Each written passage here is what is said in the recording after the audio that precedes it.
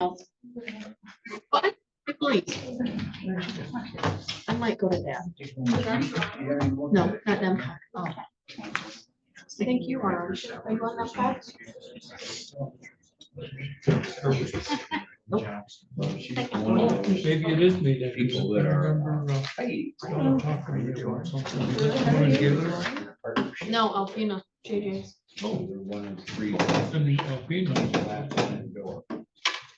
Two on Friday. Yep. I could do that. At JJ's. Mhm. Yeah. Couple blocks out from where I work. And car beef dental one. They always do good there. Yeah. Maybe we go there. Thanksgiving. I've had their things for individuals. They like when you're $25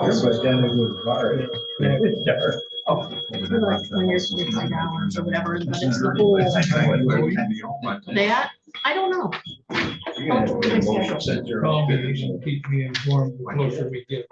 You can keep that if you want. Don't mean I'm gonna remember. Okay. Okay. And I would love for you to be there too. Okay.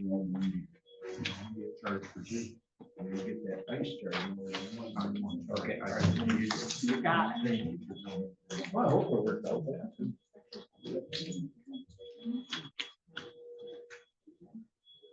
Yeah, go ahead.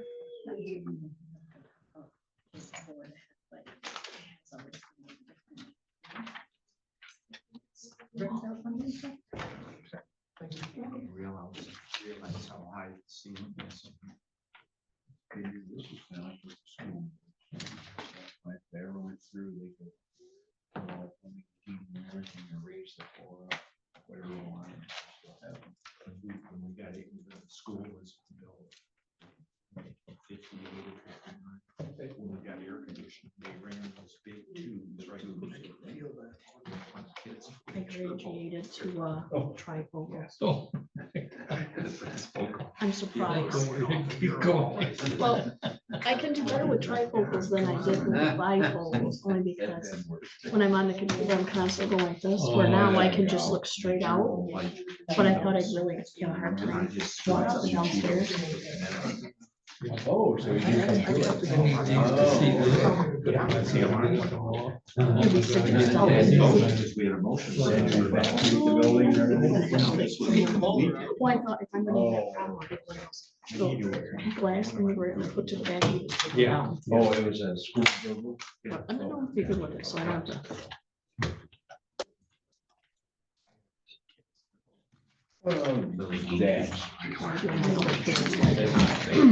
How's your harbor doing? You almost. I tried it 3 times. I can't.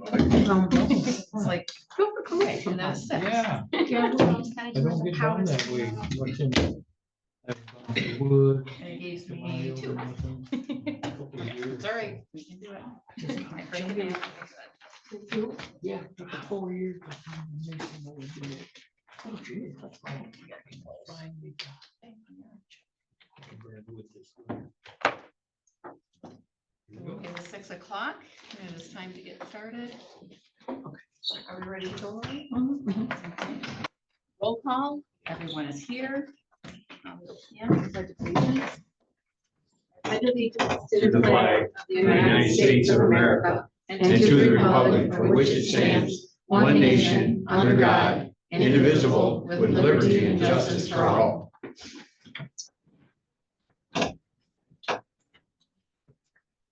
Approval of agenda, we do have one removal from the agenda. We had the emergency management director on, and she's going to do it once a month, not every meeting. So that needs to be removed. So I would approve of the agenda as presented with the removal of the emergency management I'll director. second that. Any discussion? I seconded it. Right, I just said any Oh. discussion. Okay. All in favor, say yes. Yes. Yes. Opposed? Motion passes. Approval of the minutes from the BOC meeting, September 25th, 2025. I'll make the motion that we accept the minutes from September 25th. A second. We have a motion and a second. Any discussion? Hearing none. All in favor say yes. Yes. Yes. Opposed, no. Motion passes. Claims and accounts. I'll make a motion to approve the claims and accounts for the period September 26th to October 9th, 2025. Claims in the amount of $35,799.91. EFTs in the amount of $130,373.74. Desk checks in the amount of $131,997.43 for a total of $298,171.08. And I will second that. Any discussion? Roll call, please. Peltier, Yes. Hardee's, Yes. all right, let's start over. Peltier, Yes. LaRose, Yes. Bob, Yes. Hamlin, yes, Hardee's. Yes. Motion passes. All right. Limited public comment, 3 minutes. Please be respectful. No defamatory or personal attacks. Personal comment.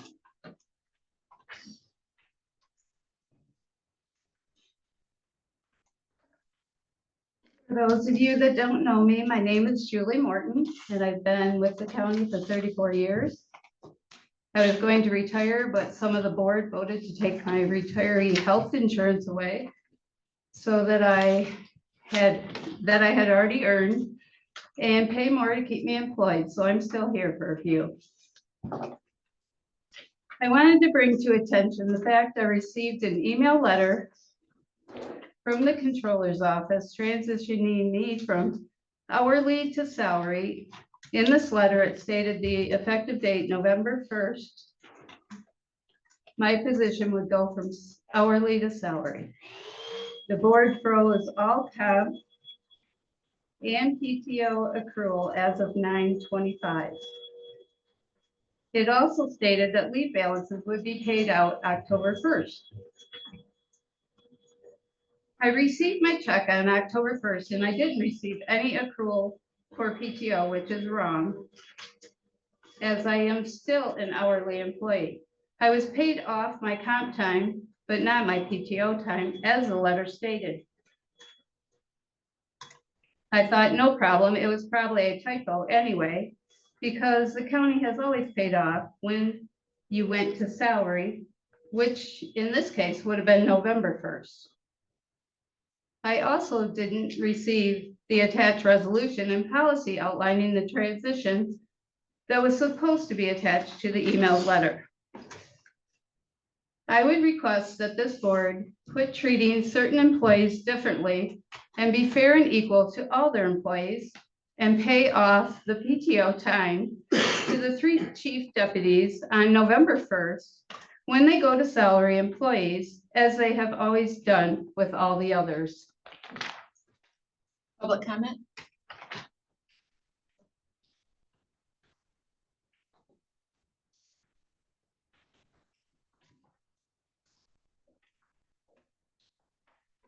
Good evening, everybody. I'm Denny Davis. I'm here to represent the seniors with a comment.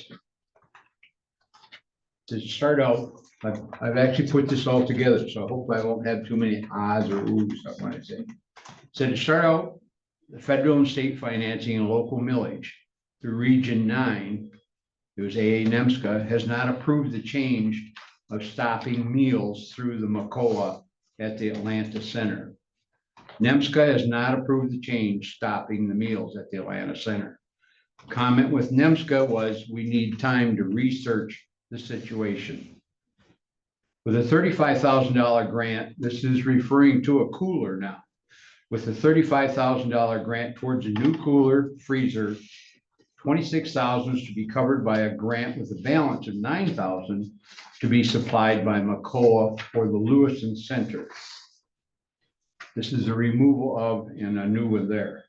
They would have a new cooler freezer. I feel they have miscued the moving of the cooler freezer from Atlanta to Lewiston.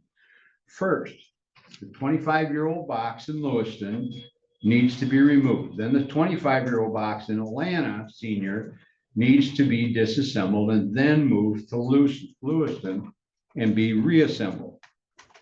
The Freon from the old boxes is becoming very outdated. It's hard to get if you're dealing with any kind of Freon. Then a 25-year-old box gives out, will be very expensive to replace. So why not take advantage of a new box for the price right now, which is only going to be $9,000 instead of this process of moving, which I won't quote the price. They would not give us any kind of pricing schedules that they have where they've received for moving or transferring anything. The cost of moving and replacing will be much greater than the cost of a new box. Plus the new box will start the aging clock all over again. 25 years cooler, 25 years cooler. I can't see the difference of why would we want to replace age with age and say that we're all set to run again for a long time for the money. We have just received from McCoa on the arrangements relating to the plan to vacate Atlanta senior citizens within the last couple of days.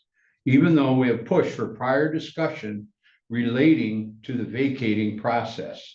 So we would both understand the steps, the process of what they want to do, what we want to do, just a discussion. It was not no negotiation. We have seen the original grant purchase and papers for and received from the senior group formed in 1984 and approximate dates of the grant purchase in 89 filled by the Atlanta senior citizens. If anyone was around then, can I go? Yeah.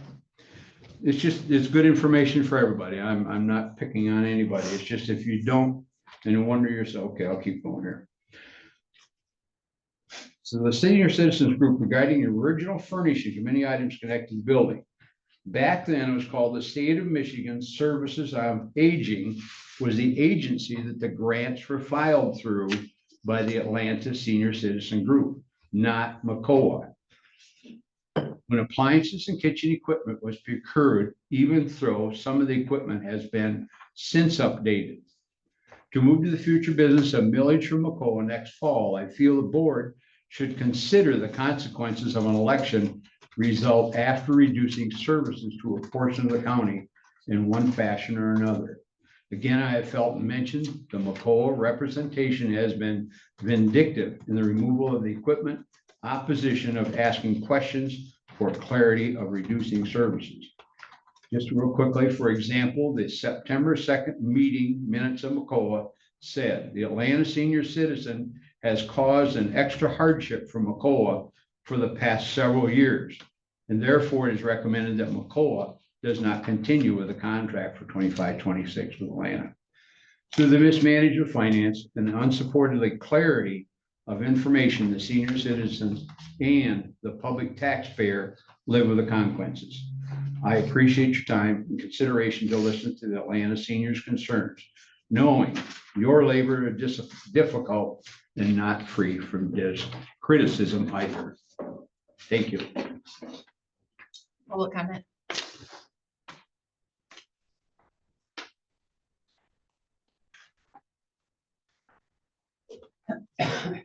Good evening, Bill Houston from the Atlanta Senior Center. Last meeting, you retreated to a PowerPoint. In large caps, it said food costs versus donations for congregate meals. It should have read food costs for congregate and home delivered meals.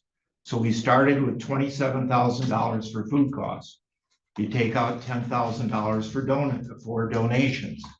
What we didn't hear, and I didn't discover it until I got the results of the FOIA, that McCoa gets reimbursed for each congregate meal $2.54. So take out another $8,000. We're down to $9,000.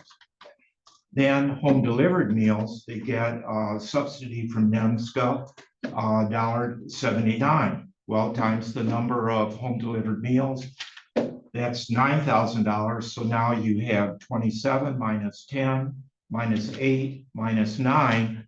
You're right at roughly $1,000, which is 0.001 of their budget. The other thing is Denny and I have spent time discussing socialization. McCoa does not want to provide congregate meals where we gather. Isolation that comes from non-socialization results in stress. Stress results in the release of cortisol. Cortisol causes inflammation, and all of us that are old like me, 81, inflammation causes pain in the joints, etc. People don't want to move, and it results in medical problems. So I do not want to see that for the seniors in this area. Thank you. Public comment? Hearing none. There is no special presentations. Committee reports. Please limit your committee reports to committee business only. Personnel issues are handled in other comments. Michelle? None.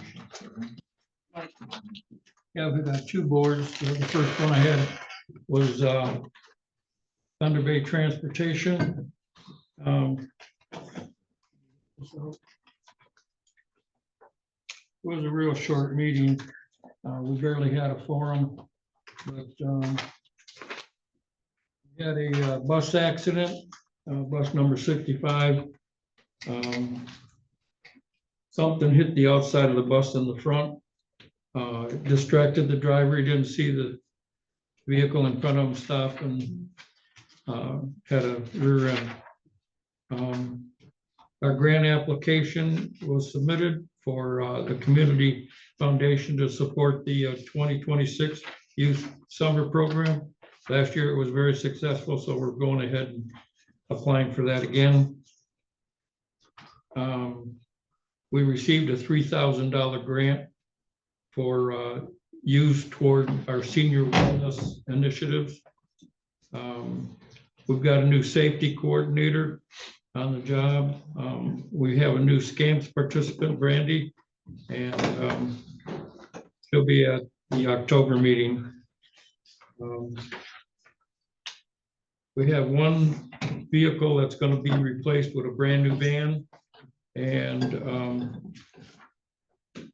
once we get the new van and we get everything, all the stickers and numbers and everything on it, then we're going to put the old one up for bid to anyone. And our building repairs are going well, going slow, but they're making forward progress, and I guess that's what's important.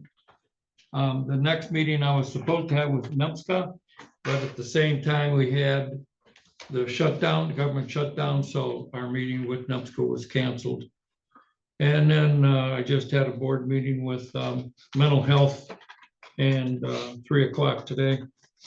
That was a pretty quick meeting also for a meeting that usually goes 2.5 hours. This one was an hour and a half. And we went through our finances. Our finances are spot on for the end of the year. Everything is, I'd like to say coming up roses, but at least we've got a 0 or close to a 0. We do have some programs that are being shut down, and that's because of the government. Not much you can do about that, but other than that, that's all I've got.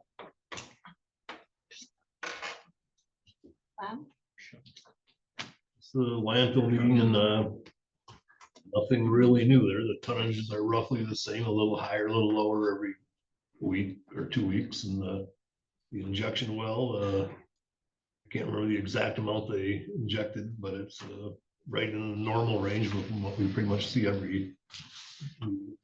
Nothing really new to report there. Yeah. If anybody ever wants to know more exact numbers, I can bring in the information and bore you with that. I attended FPS meeting. We discussed budget adjustments and then concerns with PTO payout, which will be further discussed at today's meeting. And then I also attended the landfill meeting, and I attended the Michigan Association of Counties conference last week. So that was actually really insightful. I'm putting together a summary for the board of some topics that were discussed, and I'll share that when I get done. Good. And I had FPS, and you've already covered that. So that is committee meetings, controllers report. So we had the FEMA Public Assistance Grant, the category B emergency relief project's been submitted to FEMA for review. The total for that reimbursement on this project is for $44,664.84. The donated resources project for our 25% match will be submitted after this is approved. And then we will also be eligible for category Z management expenses that we can submit, and that's capped at 5% of the total reimbursement of all of our projects together. For the comp time payout, I gave you guys numbers of the comp time for chief deputies at the last meeting, and there was a motion to freeze the comp and the PTO and pay up the comp balances. Lengthy discussion on that. The comp time, when I went to go process payroll on the 1st, was more than the comp time on the timesheets that they had that I reported to you. It was higher than what I reported to you. So I need approval from the board to pay out the additional comp hours that were earned by 2 of the chief deputies. Came to a total of 27 hours instead of the 15 hours. Would be a grand total. Okay. Thank you. $292.58 additional payout for those hours. It was a total of 9 hours for the chief deputy ROD, and the other one in the treasurer's office, it was just 1 hour. There was comp time on Friday after the meeting, one for each of them that I can pay out that as well, but I just need to know how you guys want me to proceed so I can get that paid out in the next payroll.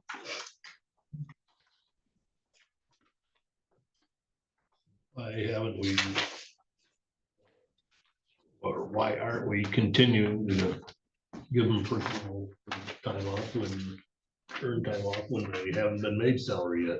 That was the part of the motion. Yep, that was motion last week. And also made the motion that we pay it out immediately. Yeah, what was currently on the books, and that wasn't, they weren't on the books yet because that payroll hadn't been processed.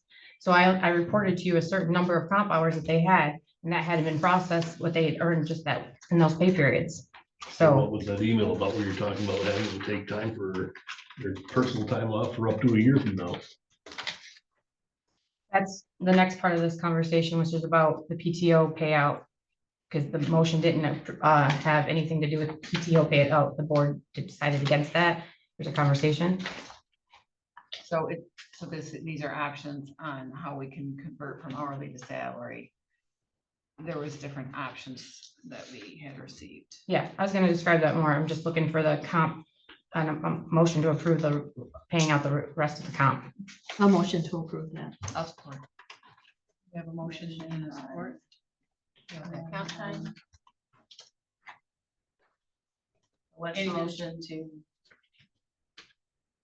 pay like The remaining comp. So the full 10 hours and 2 hours, or just what was earned up to 925? I just want to make sure I'm clarifying there. The matter of 1 hour difference for both employees. Yeah.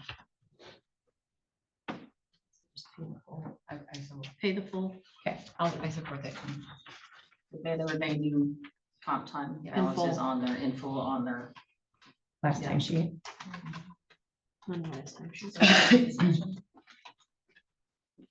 Hearing none, So roll I call. thought that would be carried out immediately, so they're still working without earning comp time because it don't go into effect until November 1st. As hourly wage earners, they still will be hourly until November 1st. And I'm sure they don't earn a lot of personal time off, but and we I don't- skipping a month there for them to not be getting what they're supposed to be earning their hourly wage earners. Well, that's, I think, what this memo was about, how to convert from hourly to salary, because like the problem running into the pay period that we were in. Our last meeting, we were within, what, 3 days of the payout or 2 days of the end of a pay period. So that's where the difference came in. Mhm. There was Can't see extra. much of a difference if it's only 1 month. Where did the November 1st come from for as the transition date versus like when we ended the pay, when we ended the accrual? That was the original date suggested in the resolution, Mhm. and the motion you guys did was for immediately to be paid on 9/25 for the 21 payout, but that was the suggested date on the resolution that was approved. But was that for a specific reason or? No, just- it was just to give them time. So where did Knowing that November they're- 1st, you're saying that was already on the resolution? Yeah, It was on the resolution from the last meeting is what she's saying, and I think there was discussion about stopping the accrual because then if somebody were to accrue excessive comp time or something to get paid out, so I know that's what the comp time conversation was centered around at the time, I believe, last meeting.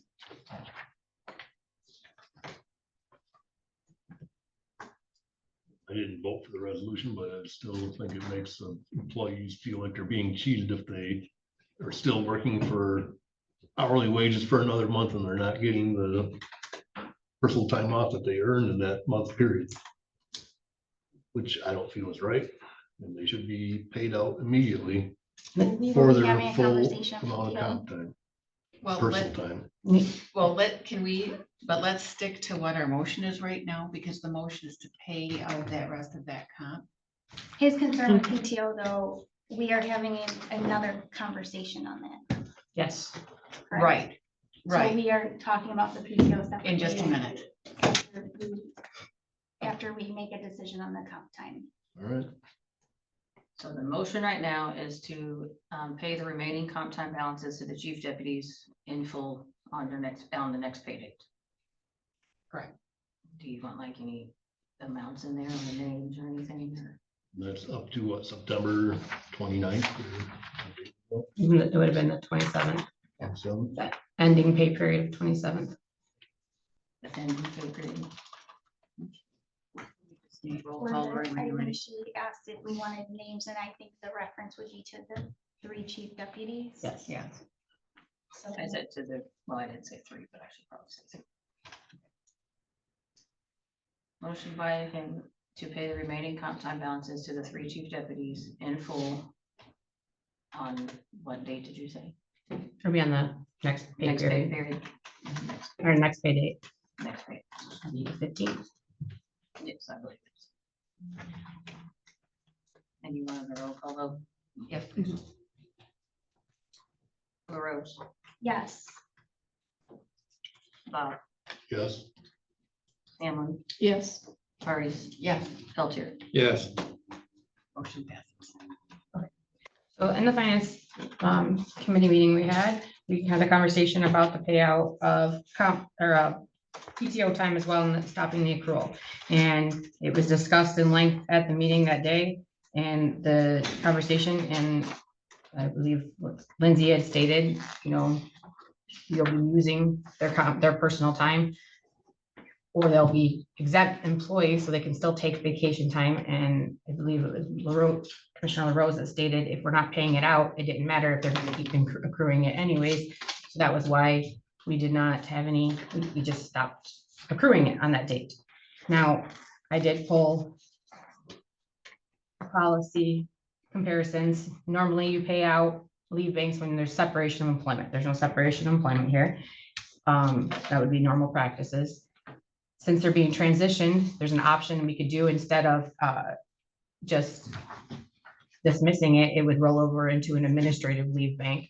They still be able to use up their time that they had accrued in there until a certain date that you guys set. And you can put that in your policy for moving forward, that's how you handle that kind of thing, instead of paying out PTO, because they're still employees and still have the ability to take time off. Now that they're salary, they still have the ability to take any amount of time off because they have the flexible schedule. Right, and that would start November 1 for them. Well, the transition for the PTO, administrative bank, I'd start it right now. Right now, right, but I mean, as far as, we had said November 1 in that resolution for you're their. talking only a month of personal time off being accrued. there's no more accrual. There's no more. But you're, like the administrative time off bank to me doesn't make sense because starting November 1st, that doesn't matter. Because they can take time off whenever, Correct. so I don't see the point of doing an administrative time off bank. It's more of a tracking system to say that they're allowed that much time off. That's what they've earned. Or you don't do anything at all. But they're we're at the gonna- point where they can take whatever time they want. If we're gonna do that, then all salaried positions should just have the normal PTO pool that's managed with their departments, which to me makes more sense anyway, because I'm not sure how, like, how is yours work? Like, how you don't accrue PTO, correct? It's No, salary. no salary employees do. So it's up to the department head to track that, so to me, it makes sense that there'd still be some type of accrual that the supervisor's managing, There should be limits too. and I just, the time off bank doesn't make sense to me, because And that's why we didn't do anything with it. We just said, froze it. They were still allowed to take time off because they had earned that time. I think all of them had less than a week's worth of hours in their bank. so I think the PTO should be paid out. And I think that in a salaried position that, PTO should still be accrued and tracked, that it gives the department head or elected something to manage with their employees. I think that's something the department head would want to do, though. I mean, that would be how they manage that time off is kind of their piece. So you're saying Because I think, no PTO? I think Lindsay just referenced, I think the fact that she would probably run it what The same way. we have, except she would be managing it. So I don't know that we want to, Sounds a little like a shell game to me. How much time are they gonna have off? well, that's the elected Depends on head's departments. position. Well, That's the their. current ones might not abuse it, but it's open for abuse at any time when there's no limit to how much personal time you can take with your flex schedule. 'Cause you could be working 20 hours a week and still get paid for 40 hours. That It- could add up to a lot of money. Which makes no sense to me. I was salaried at my last job, and it was like any other job, you earn your vacation time, personal time off, you have personal days and vacation days. There's a set limit to it, not just whenever you think you, not very busy, I'm gonna take the rest of the week off. That just But I ain't think the right. very definition of salaried, I think that was the point. I'm just looking at what, Yeah, I was What Nan had salaried when I said. worked at the county. I was a deputy in a department. I was salaried. I still accrued PTO and used PTO and had that tracked, but that doesn't mean it has to be done that way. But see, that's the problem is if once you're a salaried employee in the system, you're no longer taking a timesheet. So how are you tracking a PTO bank if you're no longer submitting a timesheet? That's the whole point of the statute that says that they are not supposed to be required to do that. They're now considered exempt employees. They get a flexible schedule. They don't have to do a timesheet anymore.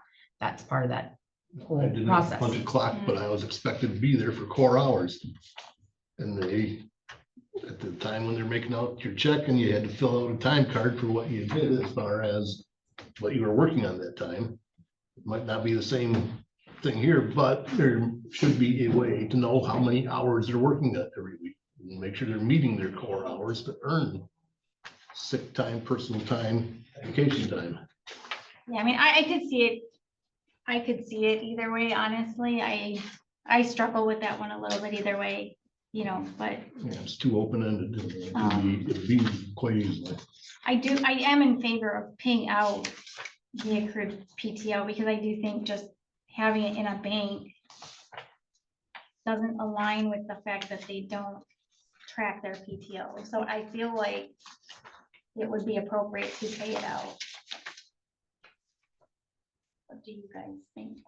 I think that'd be the best thing to do, is just be done with it, not have to be trying to keep track of it for another year, or whatever it takes to use it up. So as it stands right now, we had a motion to freeze accrual, not pay out PTO, just pay out comp, and they're salary and employees. Beginning So November 1st. if you want that to continue where they're not having to track any bank or not making an administrative bank, then you do nothing. If you want to pay it out, then you need a motion to approve paying out that PTO time. That's your two options. I'll make the motion to pay out the approval time. I see. Motion said to pay leave balances. We already paid comp, so it would just be Just the PTO. just PTO, if that's what you're making a motion for. I'll make make the John made the motion motion. to pay out the PTO. I'll second. Discuss. We have a motion and a second. Do we want to? I think it should be stated through a date, like it would be October 31st, because the transition begins November 1st, so the PTO that's accrued through October 31st. There should be a date on it, whatever that should be. You're not accruing any more PTO. are they? They're not accruing Yeah. it. If you're That's going to fine. pay it out and they're gonna be considered hourly employees until November 1st, then you go back to accruing it, they're gonna accrue extra hours, which most of them, some of them will be at 8.75 hours per paycheck. Then they still have the ability to use those hours, and they should be, instead of just saying that they're working those hours, even though they took the time off, and then they've accrued more hours on their bank to get paid out at the November 1st date. Right, well, I guess that's why I'm 8.7 saying, hours the per reason I'm paycheck. How trying to much does that put it add up to through- in the course of the year? the reason I'm trying to put it through up to November 1st is so there is an opportunity to use the PTO if they choose to use it before November, because right now, if it went away, or maybe it would go away November 1st, it's so confusing, there's so many dates out there. Does it go away November 1st, or is it already gone? They're no longer accruing. They're Right, no longer, but they still Right. have the PTO. They have what was but we're gonna pay it out. on the bank as a 925. So Okay, you I didn't either- know if the PTO already was wiped out, because then they have nothing in October to use. Do you guys see what I'm saying? That's just what I was trying to get at, is that, No, they do have the So they PTO do they have can it. use. Okay. That's what that third option. allowed them to I would do. motion To 8.75, to accept three. 52 weeks We is got it. Hold on, we gotta- we've got one 11.3 motion. weeks a year, or month, or, yeah, 11.3 weeks a year. One time. So the current motion right now was made by Bob, correct? And seconded by LaRose to pay the PTO, to pay the 3 chief deputies the PTO time that they currently have on the books. That they currently have accumulated, Now, right? Information that we were given, can I read that? That is the motion. It says all accrued PTO is paid out when the employee moves to salary or flex status. Employee starts fresh with no leave balance. So it's not an automatic payout. It is when it moves to salary flex. So that would be whatever November's pay period would be. The second option was employee keeps existing PTO, not the one that you've got the motion on. But the other option was keeps the existing PTO, but stops accruing new hours. I think, is that what you're talking about, Michelle?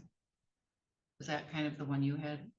No. No, I think that's just what we did right now. That's the state that we're in currently. Okay. They have their existing PTO balance, but they're not accruing new hours. The third option that was suggested as an option is existing is converted into the one time admin leave.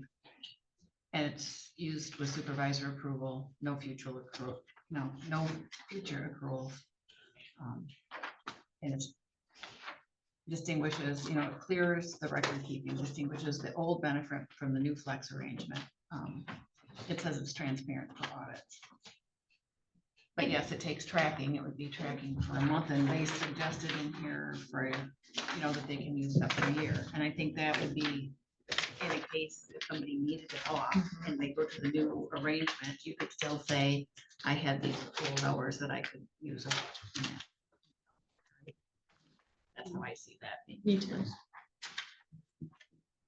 But whether they have time accrued or not, it's at their supervisor's discretion for them to take off. So like if they That's had no hours, their all- supervisor. that's the case either way. Yeah, it's always going to be up to the supervisor. Right, but there's no point in saying I have PTO when in our policy it's saying PTO doesn't matter because it doesn't exist. They still have a month that they're hourly employees, right? So they would be able But to you're use up their talking- admin leave. They have less than, Like, all of them get have paid less on than a top of week. their monthly or Right, salary. so if we pay the PTO out, What's the point of it then? If you're saying flex time, they can take it off anytime they want, but you have accrued vacation time, personal time off.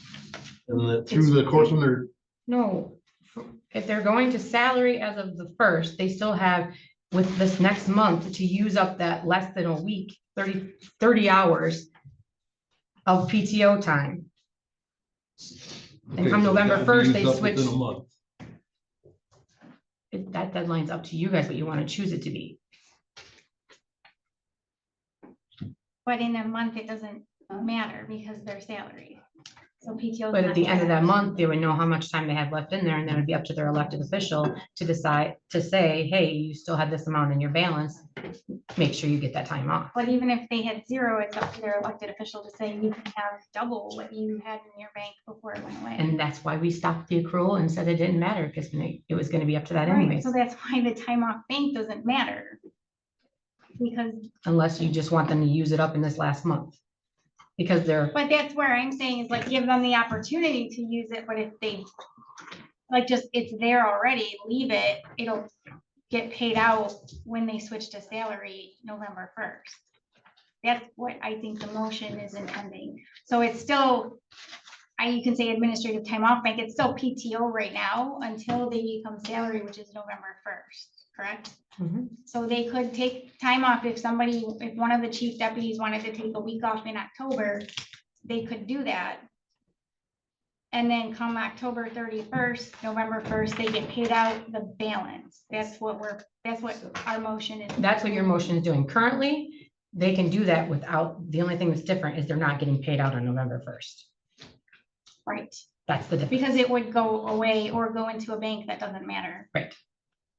So if we do nothing, that's what happens. Right. They have the month to use up their PTO banks, and then come November 1st, they become salary, and then it doesn't matter because they can come and take time as their elected allows them. That's why we chose not to pay it out. That was the conversation that we had that day. We did not have much of a conversation. I went back and watched the video. There- Kind of rushed through. It was rushed through. It was kind of just like a recommendation to wipe out the PTO because they're salaried and it won't matter. So that, which is fine, because we're circling back today, which is good. This is a good conversation to have. So I just think we didn't talk through it in this level of detail at the last meeting, so I think we said that we're trying to do that, to understand what the options are. So if their department heads say, no, you can't take time off or too busy, they lose all their comp time, their personal time off. That happens in the offices all the time, regardless if they're salary or hourly. So I'd like to draw attention to Clerk Nielsen's information. So historically, not that that means it has to happen, but in the past, she gave several examples, it appears, where the PTO was paid out in a transition to salary. I don't know if you, Commissioners, if you had a chance to review that or not. I saw it on the email. So she gave some examples where it was paid out. I feel like there's two potential decisions for the board. One is what to do currently with this situation, and one is the policy moving forward, correct? Is that what we're looking at doing? So, Right now, you have your motion to pay the PTO time to the 3 chief deputies that they have on the books, but there's like no date or anything. You gonna put a date that you want to pay them on, or? that's what the conversation I'm trying to have. Okay, just want to make sure I didn't miss anything, so. They pay them off in full, next paycheck, be done with it. Then you have the remaining month. But they can still use some potentially in October. So I think it should be when they transition November 1st to salary, they would get paid the balance of their PTO. But it was your motion, so what is your intent? Pay it out, On the next page, Bye. is your motion. next pay period. Any further discussions? You have worries about taking time off, you have that money, put it in the bank and use it if you absolutely have to take a day off and you can't do it. Little personal responsibility there. So it's to pay the PTO time to the 3 chief deputies that have what they have on the books on the next page. Yes. And that total amount, And LaRose, you still seconded that motion, correct? Yeah, that's what happened. this is $2,413.91.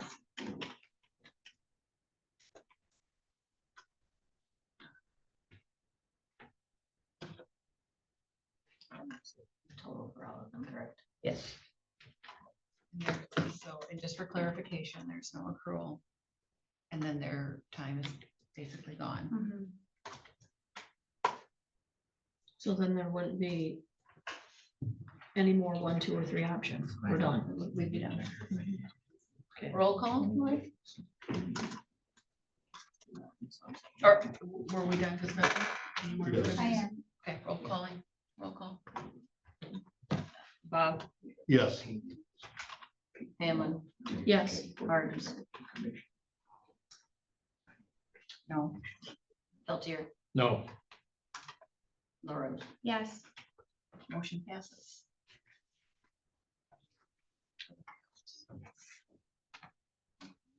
Now, I do have a question. That's a, Okay. so that's done. There's, There's a date, there's a amount.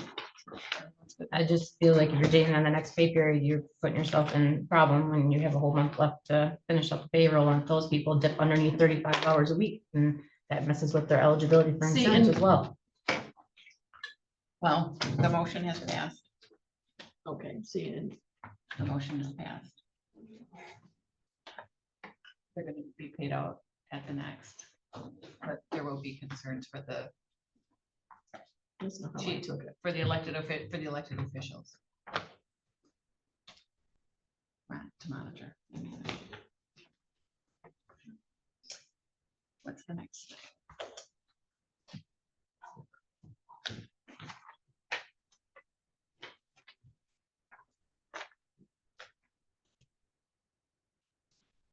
Did you want to have added anything for a policy moving forward?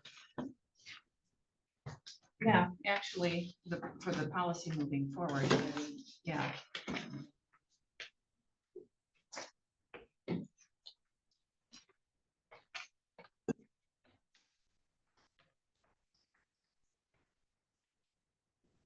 Well,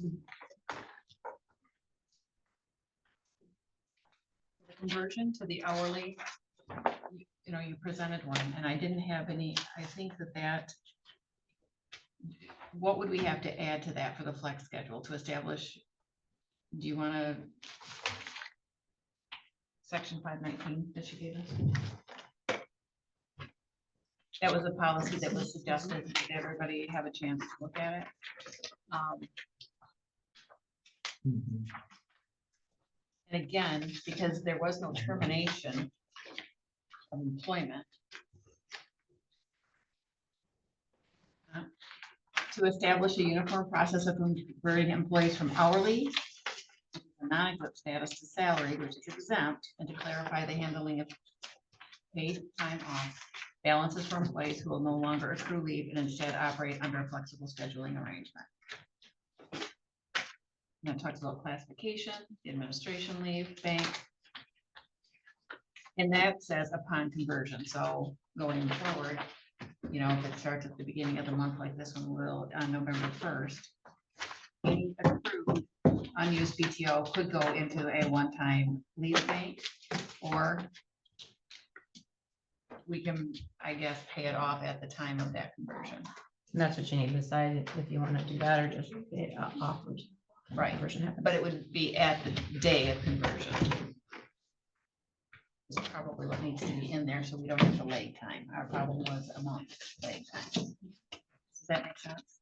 So this would be amended to not, so it could be leave bank or paid off.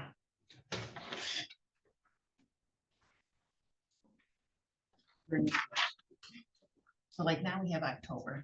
Right. So I see this as going, meaning that in the future, if the scenario happens again, that it would switch November 1st versus the September 26th. That would be if we chose the paid off version.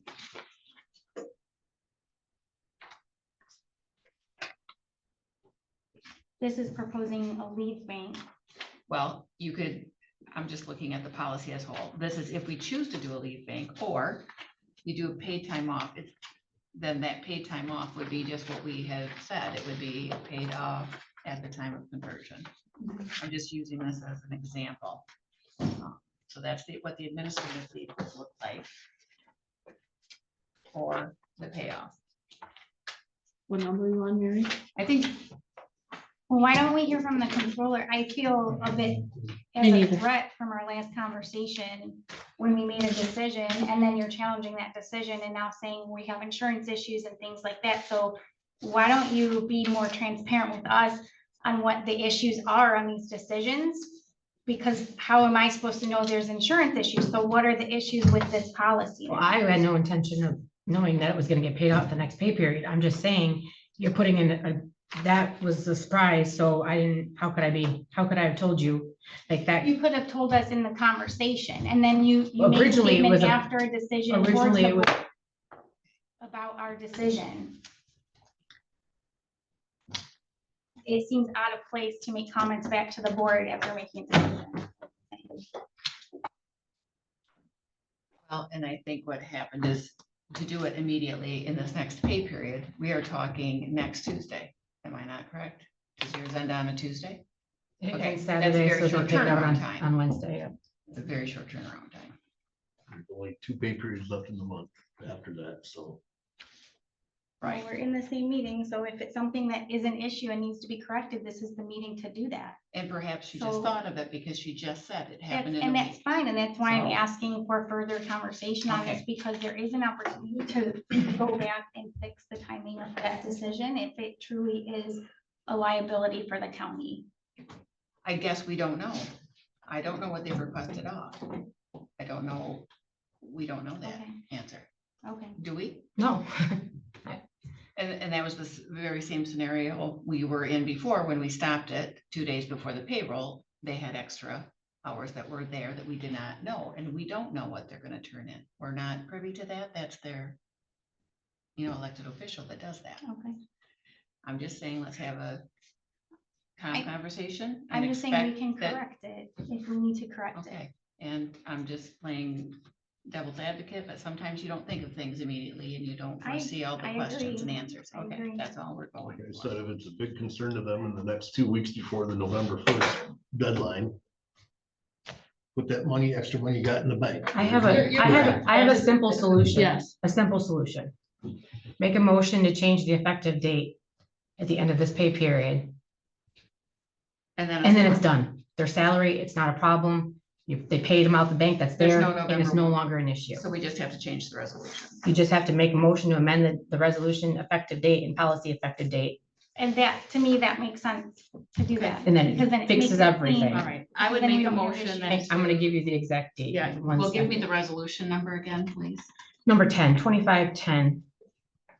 So it would be effective October 12th, because the pay period ends October 11th. Okay, You're amending resolution 2510. As to what? to change The from effective date, the effective date. from November 1st to October 12th. Right. I'll second that motion. With a motion and a second. Any discussion? To amend resolution 2510 to change the effective date from November 1st to October 12th. Correct. Roll call. So that means, for discussion, that means they will get paid on the 15th from the pay period that ended on the 11th. They will get paid out that PTO that was in the bank remaining, if they haven't used it on these last 2 weeks. And then on the 29th will be the next payroll for them, and that they will see themselves paid as a salaried employee. 29th will be a salary. Yes, does that make sense? Yep. So then there will be no effective, because they still had the ability to use up those hours these last 2 weeks. So whatever's remaining, when I go to process payroll, will get paid out, and then they'll be on the salary at the next paycheck. And then they just keep track of whatever. They don't have to keep track of anything, be done. Yeah, they're done. Okay. That's why we. That'd be the simplest didn't quite solution, is understand the is changing last that. Roll call, Lori. Hamlin, Yes. Hardee's, Yes. Peltier, Yes, LaRose. Yes. Bob. Yes, Yes. amen. Okay. I just have a question on this policy as we're discussing this. Are we proposing, like, we would just put this in with our Jesus policies for Christ. attorney review? Well, that's, Like, is there an urgent need to actually adopt the policy now, or are you just? sticking it in I just the need to know book? which option you want to go with, so I can put it in front of the attorney for him to review it. Basically, Okay. is what I'm asking from you guys. Okay, so we don't have to adopt the policy No. necessarily today, but we can say this is the direction we want to go and stick it in there for review. Do you want me to use the motion we did today as reference and then rewrite the policy to state that? Well, I'm open for discussion on a policy going forward. We didn't have a policy, and looking at past what's happened, I felt it should get paid out. I'm open for conversation going forward. The leave bank just still confuses me whether we pay out PTO or not, because if we end up trying to align things, like they'll become salaried on this date and the PTO stops on that date, is there a need for our bank? No. There's no gap. What I would suggest is what you did now. You either, there's two options. I would say get rid of the third option, make it that you're not gonna pay it out. If they're not separating employment, you're not gonna pay out PTO. They still, the day that they Because become they still have effective salary, the PTO bank is closed and done with, Yeah. right, there's no need. but no need to it pay out. You don't have to pay it out. It's just you need to make that Because there determination could- and put it in policy. Yes, because otherwise there could be a circumstance where you use it and you're still paying them salary and they're basically getting it twice. I think that was your contention last time. So I think that, yeah, I would be okay with that. So what policy? I just need to know, do you want payout of the PTO time or not to have P? I like the one that was presented where it would just roll into, it's eliminated, but they got that time so that there's not a double dipping going on. You know, that there's that option that it's Either free. they get paid out, because if you had no idea you're gonna become a salaried employee and you had a month of vacation time or personal time coming. You would use it before, but you would know Well, because how this do you is, use it if this you're would be getting into- policy going forward, see? We're trying to be preemptive. This isn't for them now. This would be for, you know, and if they decide somebody else needs to go salaried. How about I just write up the policies for 3 different options and let you guys decide what you like? Maybe like see them in writing. Yeah, let's move on. Okay. That would probably be easier so you guys can actually see it and make a decision from that. All right. Next is, okay, I met with Enterprise Danny to go over our current fleet. He gave some options that he wants to put together to present to the board for leasing 5 new vehicles. And this analysis basically has 5 patrol vehicles with new leases. He would have the fair market value of the 5 vehicles that's being replaced to use the value to offset any lease costs. The upfit of the vehicles would be completed by a third party after the vehicles are built, so they are delivered road ready. One of the vehicles we could keep, it'd be a 2020 with about 80,000 miles, and it could be traded out for the marine vehicle that is in the higher mileage and older. And then we could salvage out that vehicle. He says he was going to, the current leasing offer with the 5 Fords would be about annually 77,103, which would bring our total annual lease payment up to 122,090 for 9 vehicles. This is the cost before selling any of the older ones, so it would be less once we've sold them and wrap that into the lease, bringing that down. He is going to present an option for also looking at Dodge Durangos, because the incentive on that is $6,000 compared to $2,500. So it could be even more savings with options. So just heads up that will be coming for you guys for the next board meeting to look at. Why are we looking at leasing 5 vehicles? Because we have 5 vehicles that are very old and high mileage. Why are, You I've use asked in that the same past- 77,000, you can get a new car, outfit it, and have money to spare every year. And you're only always replacing have one. And we Progression have, of vehicles. we have more than one vehicle with over 100 some thousand miles, which is a liability to the county if we have a deputy in. We wouldn't have to wait 4 to 5 months to get it fitted. It doesn't take 4 to 5 months to get it fitted. It took 6. It did. It took one car. And One car to get in an accident for the 2 vehicles that get put on the road. You know, what? I beg your pardon, ma'am? It You're took talking a about- vehicle to get in an accident and get fixed, to There's get nothing the to do with 2 that we had purchased to get on the No, road. No, I did not. I was here, I understand what happened. Well, I was here too. Dude, I mean. It we took- can- it took we can quite a while. surround- Yeah, what? This again, we were talking about the sheriff's office fleet. We were talking about everything I do every single day. You're talking about a mechanic that has done this for a decade and a half. Commissioner Pelter, you shake your head. I don't understand. Can someone enlighten me why we haven't sat down to have this conversation more? That I have never been discussed on if we need 5 new vehicles. If we want to lease, because again, it's like snake oil salesman. We're gonna save money hypothetically, and no, you're not. And historically in this county, there's always something that's gonna happen. And you're talking about $122,000 commitment a year that will never go away and will only go up. We don't have a fleet of 9. Our fleet should and would be greater than that. The presentation from Enterprise, if I recall, was nearly $174,000 once the entire fleet was in a lease program, over $174,000. That is a commitment you never step away from. When there's a bad year, when there's a cut in revenue sharing, when the government shuts down, pick your what if, because Murphy always seems to happen.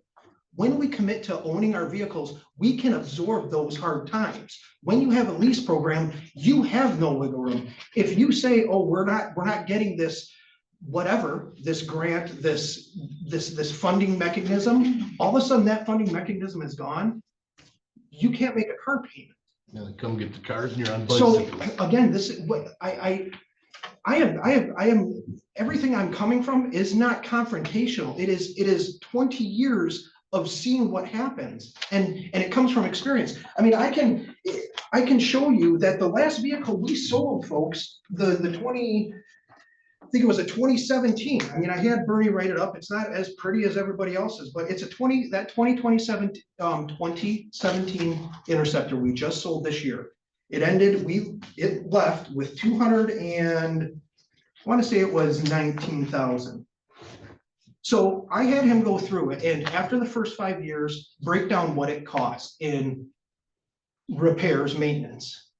It was $6,013 over that 5-year term. It cost us approximately $1,200 a year to keep that car for 5 extra years. It costs us $15,000 a year per car. This is, I like all you folks, I'm a taxpayer here and I want to see us spread our money appropriately, wisely. And entering into this lease program, we are not looking at it holistically. And I'm not doing it out of anywhere, but it's the wrong decision for our taxpayers. It's the wrong decision for the office. I want to do what's right. But none of the numbers I show matter because I'm not, Bob from Enterprise, or it's coming from a different location. This is coming from firsthand experience, and the mechanic can preach that as well. And I didn't say that I'm for or against Enterprise. My issue is outfitting a vehicle and taking 4 to 5 months to get it outfitted and on the road. And Commissioner Hamlin, the very first vehicle, if you remember, I think we got it in like November. Maybe it arrived in November. By the time we ordered, it was end of year. It took a while for it to come on. The first vehicle took longer than norm. Now, some of that is somewhat normal. If you remember, the second vehicle barely took 4 weeks, barely took a month, and it was online. So I guess. Majority of second time I was vehicle? waiting for Yeah, that parts. second vehicle only. That was because the other vehicle got in an accident, so you. No, it wasn't. It was that because through. he had everything in-house, ready to go, and had already completed one of them. I can tell you, I contacted Sheriff Smith and Alpena County to outfit a vehicle, not counting cost of equipment, but he said it was approximately $10,000 to pay another entity to outfit it. $10,000. I don't care if you residualize that over 5 years or not. That's an extraneous amount of money. And coming from a place that maybe has a bunch of it to blow, yeah, go for it. We don't, Montmorency. Well, I would have to go back and look, but I think our cost was pretty darn close. to No, that. I'm not talking equipment, man. I'm just talking labor. Okay, because I'm talking outfitting, because I think. Yeah, you're correct. But this discussion can be held at a different time, because we're just talking that he's gonna come and give a presentation. We already have lease, so. I do have one related. to this. I would really like to have, and Commissioner Hardy's like, we've talked about this before, and it's early because we haven't had leases for long. We have that side-by-side comparison. Let's look at a purchased vehicle, the life of the vehicle, maintenance and everything. Let's look at a leased vehicle, maintenance and everything, and look at the life of them for a comparison to make sure we are making the best choice with this enterprise program. Because again, when I worked at the county downstate, our department, it was not cost effective, and enterprise admitted that it's not cost effective based on how we manage our own vehicles for us to be in the enterprise program. So I know that that's a possibility. Other departments at the county, it was cost effective. So I think that for our due diligence, I would really like to see that side by side, and I don't know how to do that. Maybe we buy a couple vehicles and we lease a couple vehicles, and we do that when we're looking at this 5 vehicle issue. I am just trying to find a way, because I don't know, like I don't get warm fuzzies with a lease program, but I've never been a big fan of leasing, but maybe it is the best thing. But how do we know that if we're not driving these in parallel and actually tracking that and seeing that? And a quick comment related to the upfitting.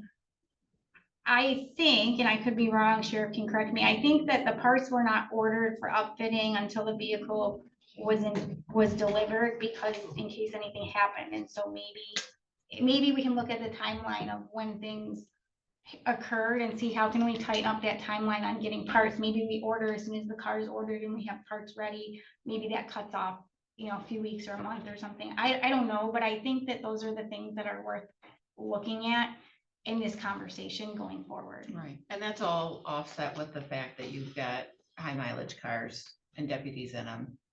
And part of that, the conversation with leasing is you get them in lower mileage, you keep them in lower mileage cars. You get rid of them and there's still a good value left in them. But you do, it is, I'm just saying. I'm yeah, not it is a arguing, valid just concern saying. though about I want to make when one there's point though. concern with the funding. and we don't Bernie, have- the mechanic, did not decide, I'm gonna put that lease car to the side because I want to work on the wreck. I never said that. Only time, well, it sure sounded like it. The only time he worked on that one was waiting for parts. And it had nothing to do because the parts weren't there to work on the leased cars. So that was when he took the time to inspect the wreck car to make sure there was no structural damage, and did what he could to greatly reduce the price, which saved the county $4,000, which saved the county $4,000, and no one knows where that money went. Which except cost for us $5,000 vehicle. more in the long run, but nothing was done about it. I'm done. Okay. Because we need to evaluate, yeah, there's lots of things to evaluate there. Insurance Maybe paid out. Danny could tell us if they've done those head-to-head comparisons. I thought we had one of Trust those, him but to I'm give you not the sure. comparison. Well, we have the fleet maintenance program where we're supposed to be having all of our maintenance records and everything inputted into that system to track all the cars that we currently have. So we could have that data, That'll help to go toward. which that Right, look at that. I just didn't think that had been going on long enough to actually, it was supposed to start right away and it didn't. So that's why we don't have a whole lot of data to compare with on that. Well, that maintenance Right. program you're talking about isn't very good either when you consider that your schedule for oil change. You take it there, you do oil change, then you bring it back.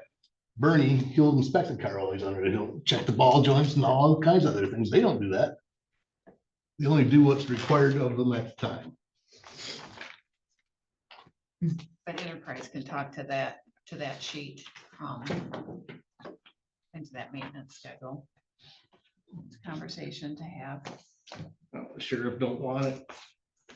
On the basis of what we know so far as cost. For some reason, we're pretty much determined we're gonna force it down their throat anyway. There's an email forwarded to me about facility and technology upgrades that were needed at the sheriff's department, and I put together, and you guys have it in your packets, and I also gave it to Chad. Just some game plans to look at getting that stuff done. Some of it could be done this year, like getting estimates for the tree and getting that taken care of in the budget that we have. Any other kind of technology upgrades, I'm working on the server upgrade to get that approved, so we can do that. You know, we have fund balance in the sheriff's millage to help with some of these costs. Or I also gave a list of options of grants that we could go for to help with either matches or these costs for both facilities and technology. And I also provided an option that the state of Michigan repurposes or recycles their computers when they sell theirs, or when they get new ones. And we can actually get into that program where we could actually acquire some of those computers for cars or other technology that they dispose of, because they are on a 2-year cycle on something. So we could get into that where we could possibly get some of that equipment for free, but it's new to us because it's only a couple years old to them. They got rid of it. So I provided that information to everybody, so you have it in front of you. These are the different grant programs.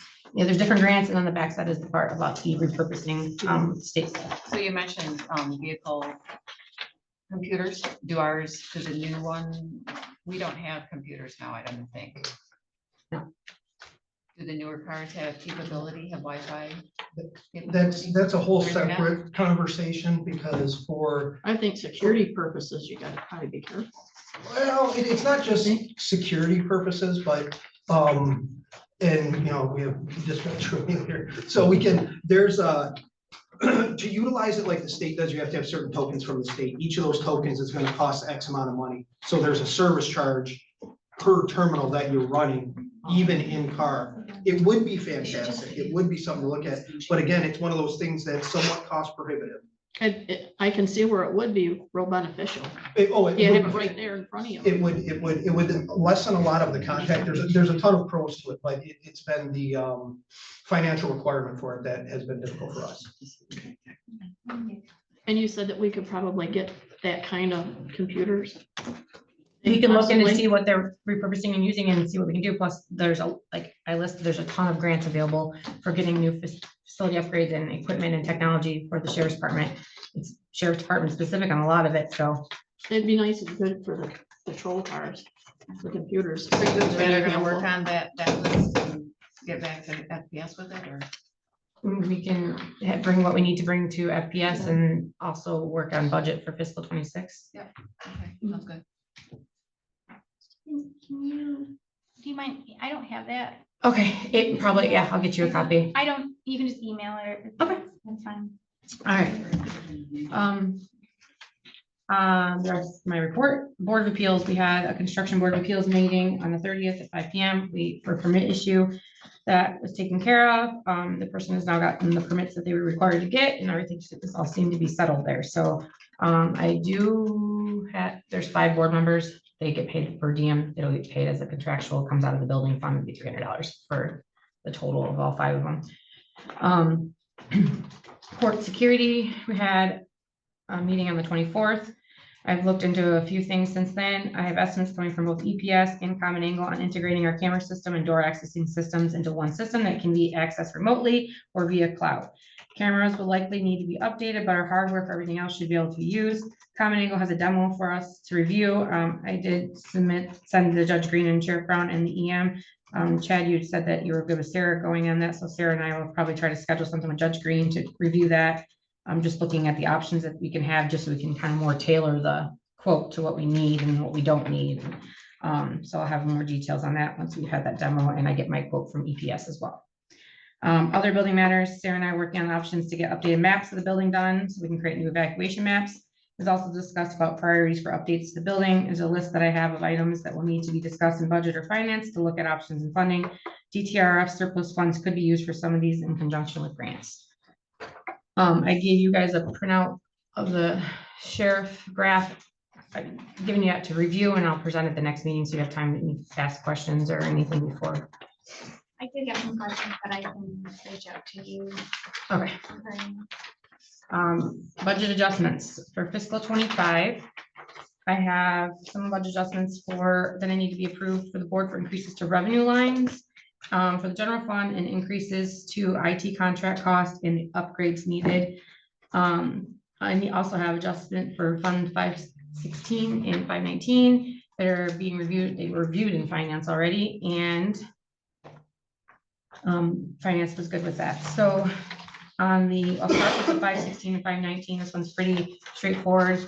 I reviewed the lines in both of those funds. I sent them over to Lindsay so she could check them and see if she was good with the changes based on, our foreclosure amounts that we planned and costs and things that came up that we weren't expecting or just got changed from one line to another. So you'll see in 516, we had a total revenue increase of 85,575 and a total expenditure increase of 20,125. And then in Fund 519, revenue decrease of 388,424, and that's again because of foreclosure cost estimates. We don't really know what's gonna happen on those. So I could have approval for the board to approve that adjustment. Yes, I make a motion to accept the budget adjustment request. No second. We have a motion and a second. Any discussion? Wait a second. Your motions to accept the budget adjustment request, like there's no. From 9/29. Yeah, it's in there. 2025. It should be, and if not, I'll get you a copy. I thought she printed you a copy. You can give that to her because I have the one in papers.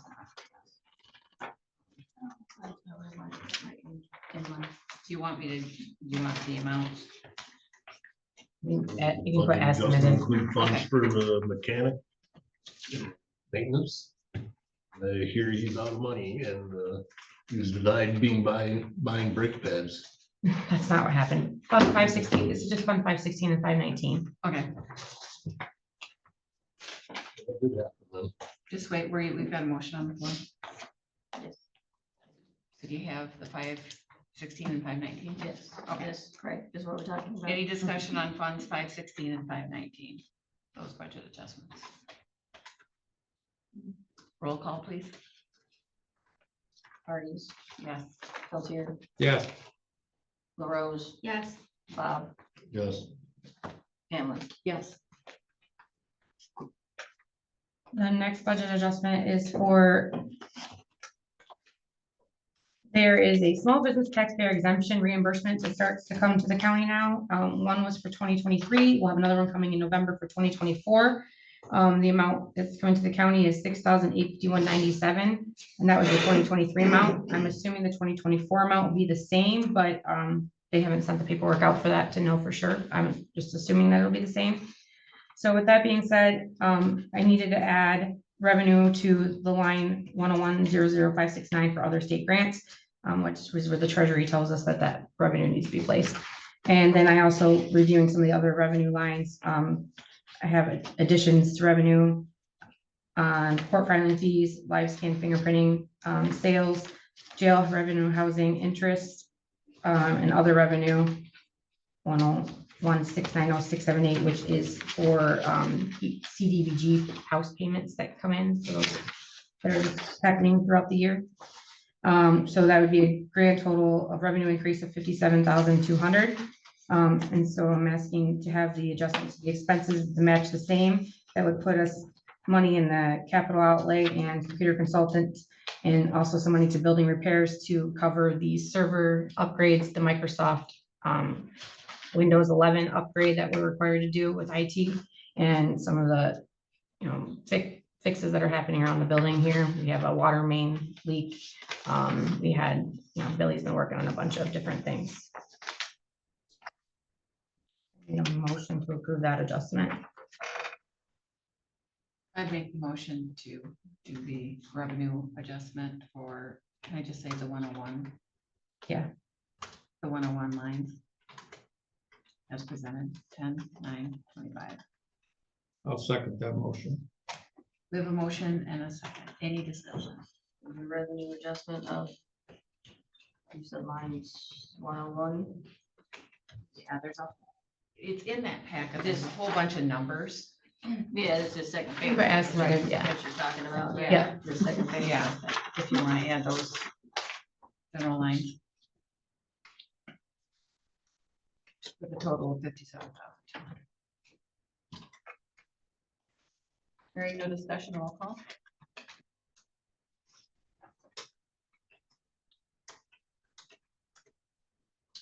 Peltier, Yes. LaRose, Yes. Bob, Yes. Hardy, Yes. Hamlin. Yes. Motion passed. All right, I'm just over here in my little world, I guess. Okay, to answer your question about budget adjustments. It was submitted yesterday for a $400 charge to Amazon for brake pads. The line that was used was over budget, and we had already sent an email that we were over budget on that line from some other invoices that have come in. So Bernie, Donna, and Delisa were all contacted to let them know so they can make it a budget adjustment to that line or to code it to a different line, but the parts were ordered. Nothing has not been ordered for them, so it was just a matter of we needed it coded to a different line or an adjustment made to that line so that it could be Line two expended. oh seven, Huh? line 207, The fund 207, yes, and what is that? sheriff's millage. Yeah, but isn't. Why do they have no record of how much is even in that account? What are you It's talking not on the about? budget. I don't understand what you're talking about. Bernie should have his own budget. It fell short. And I don't believe that what you're talking about, taking it from, that's part of the sheriff's money for running the sheriff department and the patrol and all that, it shouldn't be. The sheriff's millage is for vehicle expenses as well. That's what the millage states in there, that vehicles, expenses related to vehicles and other related expenses. So there's parts and supplies that get coded to the 207 all the time, just as if they were to work on the building inspector's car, truck, those parts and supplies get coded to the building department's fund. So Bernie does have a line that parts that is exclusively usually used by the sheriff's department. It's not just, things that Bernie, he has every year. But there are times where other things get coded to other departments and funds. So, and all the parts that he had for the replacements that we had insurance reimbursements for, all that revenue that went into the general fund, and I increased the expenditures by the same amount of money, all into the 302 department. So all that money is in there for all those costs. It's just in previous years, last year, his budget for parts was 10,000 and we barely hit 10,000. This year it was 12,000. It's already increased to almost 14,000 and we're over already. So it's just a matter of, there's a lot more things being fixed this year than he had done last year. There might've been more the previous year or less. It just always depends. But the parts were ordered and he was just asked to either make a budget adjustment or to code it out of the other fund so that was taken care of. So at budget, since this is budget time, is he going to submit a? I sent him the request so he could change it if he wanted more money added to that for the budget committee to review. As far as I know, he was never asked about what he thought the budget would be for this year or the year before. Well, that was put out back in August when everyone was told about the budget. No, this one, his budget this year would have been from the previous year, and this is, in the meantime, things had changed.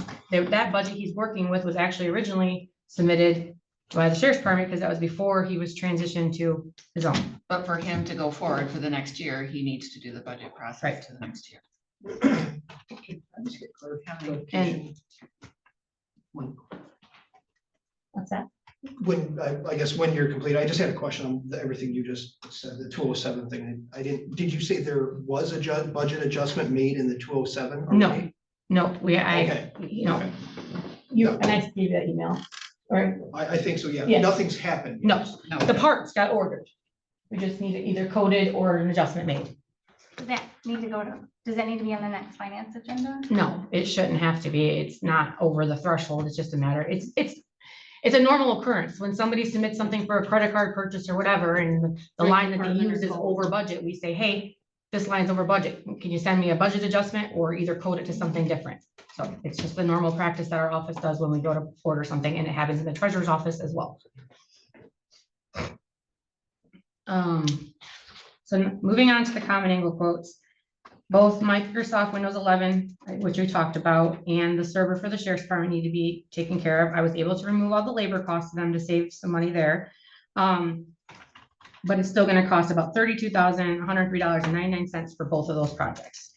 You guys just approved my budget adjustment that I requested with the extra revenue we weren't planning on getting, and the extra interest that we received this year. So if you guys are okay with me moving forward these estimates and getting this work done, I have found the funding to take care of those two projects so we can get them completed. I do think I can get them cost down a little bit more because I think there's some computers on there they say we need to upgrade that I don't think are actually being utilized, that we could probably just remove completely instead of having to upgrade them or put, anything else into it. So do we need to make a motion of that? yes.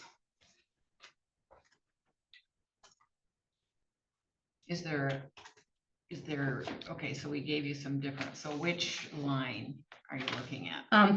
Nope, it's the 32,000. So my common angle quotes 32,104. So if you can prove me to get those two projects quotes approved and projects going, not to exceed that estimate that they gave us of the 32,000.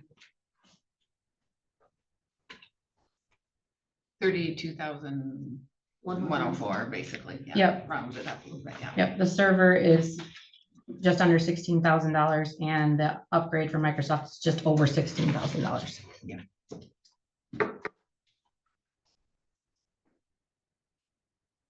I would make the motion to accept, to let you start on that project with the 32,000, not to exceed the $32,104 as quoted, to complete the Microsoft Windows 11 upgrade and server.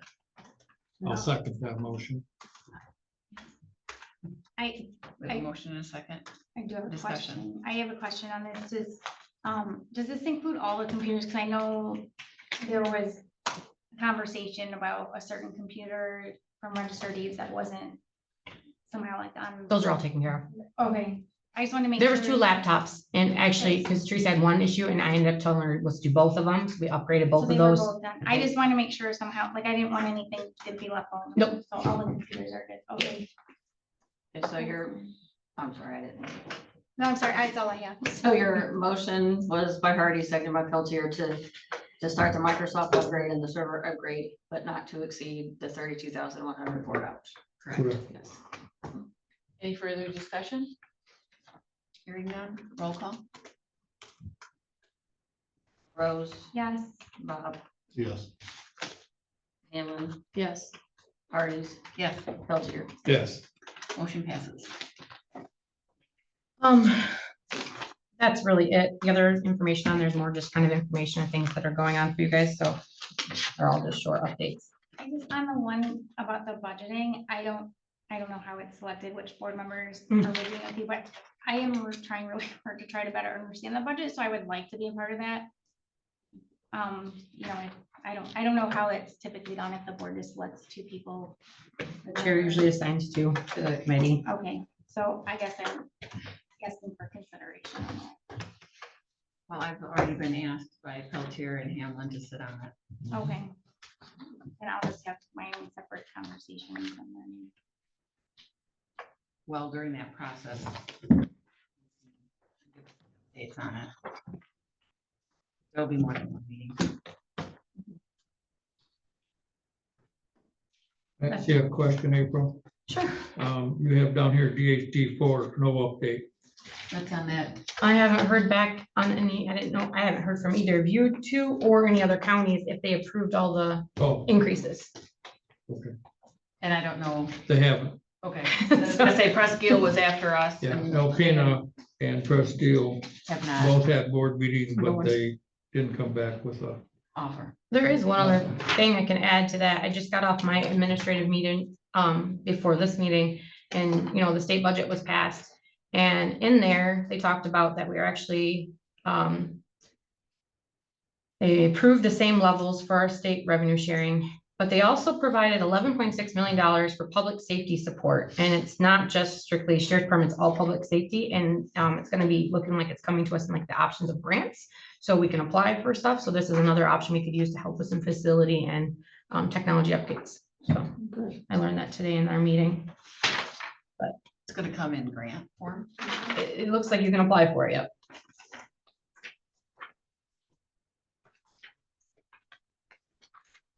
That's it.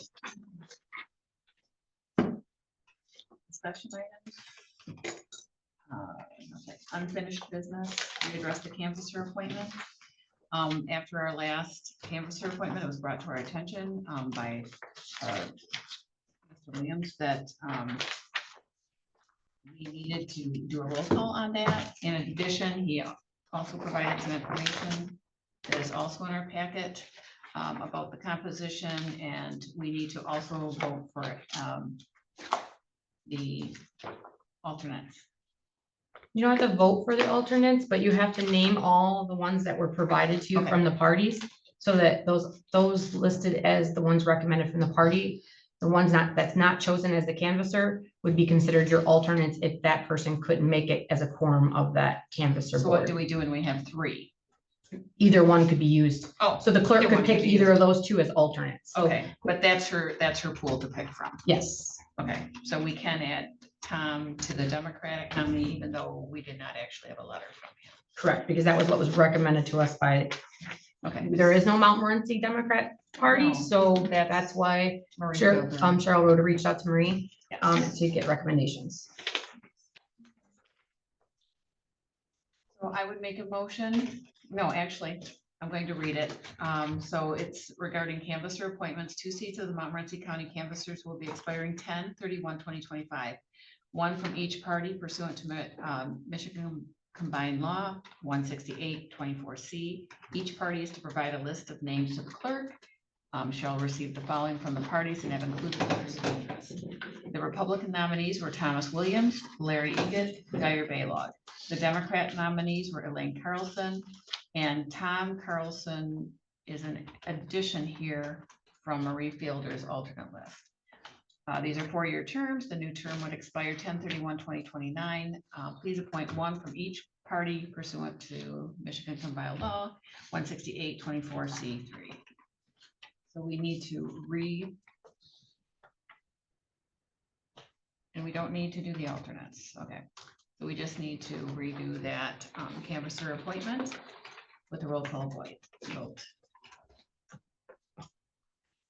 I'm not sure, if you have to rescind the original motion from the last meeting at all.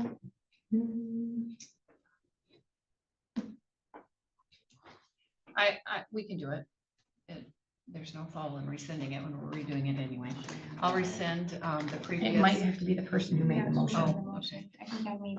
Let me see. I think- Yeah, you did. Okay. You'd have to Yeah, rescind it. I will rescind that motion. Do I need to read what it was? Let me pull it up. So you just gotta say rescind your motion. For the county canvasser appointment.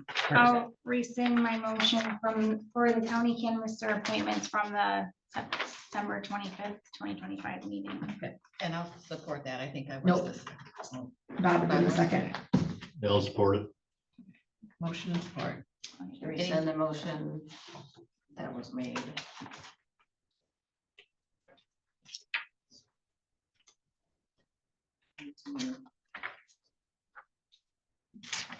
This way, for the county canvassers appointment. Any conversation, any discussion? Reappoint the ones we did the last time, right? Well, we just have to take the vote. And since it's let's do a roll call.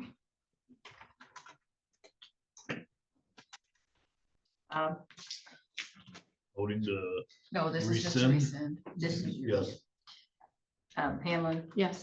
Hardee's, Yes. Peltier, Yes, LaRose. Yes. Motion passes. Was it an issue combining them into one? No, it was the fact that we did not read Just all we did- 3 because those are the, yeah. we And did we not did- And roll read all the call. names And in the roll yeah. call. Okay, I just wanted to. You had to do that, sorry. None of us did. Okay, That's all right. We'll remember now.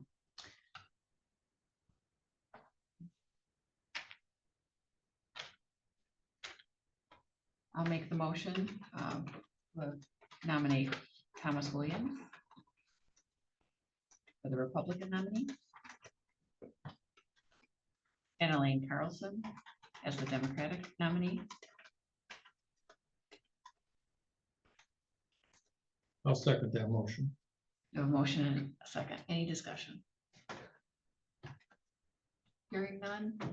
And just like, do we need to specify the term or is that just a given? No, you probably should put in there the term expiring. 10/31/2029. 29, right?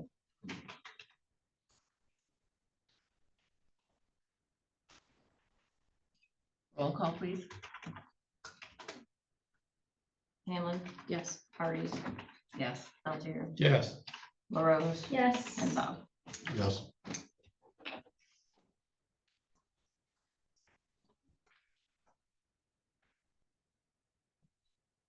The board rules and additions.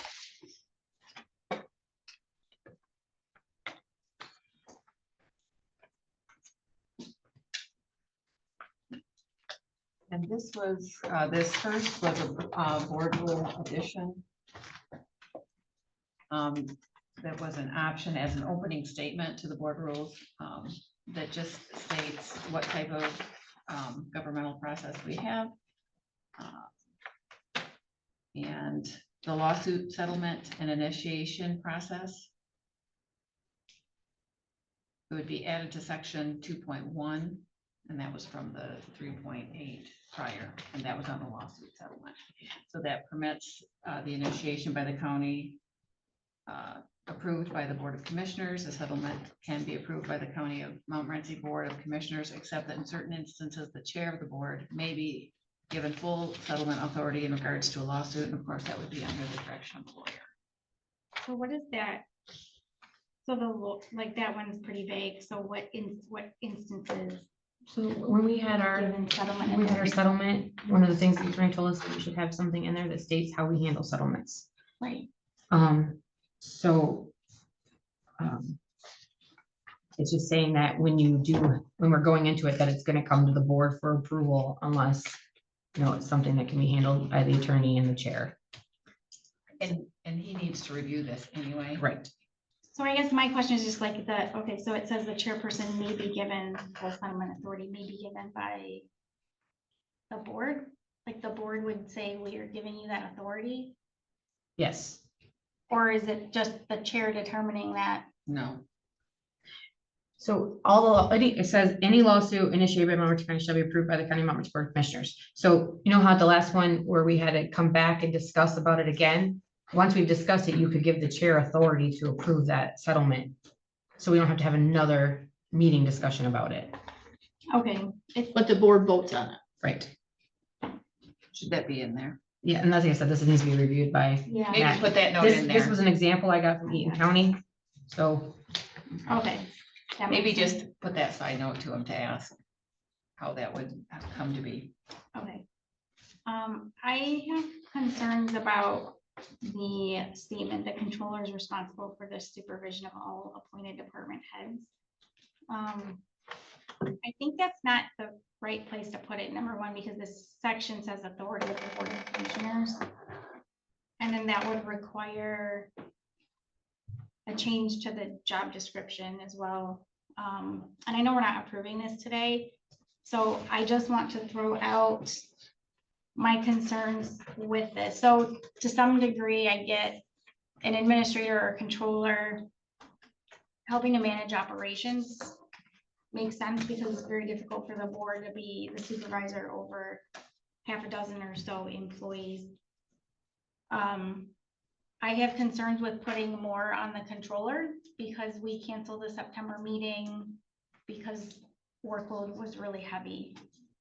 And then I also have concerns because the controller is HR director. I have concerns now with a controller's position, having supervisory authority over department heads. And then if those department heads have an issue with the supervisor, they would go to HR, but their supervisor is HR. And it's very messy to me to have all those responsibilities with one person. So I feel like either HR responsibilities, maybe we look at like a third party, hiring that out. Or if the controller keeps the HR director role as well. Like to me, more responsibility means more accountability, and that doesn't happen. So there should be annual performance reviews. There should be a 360 review to get input from departments.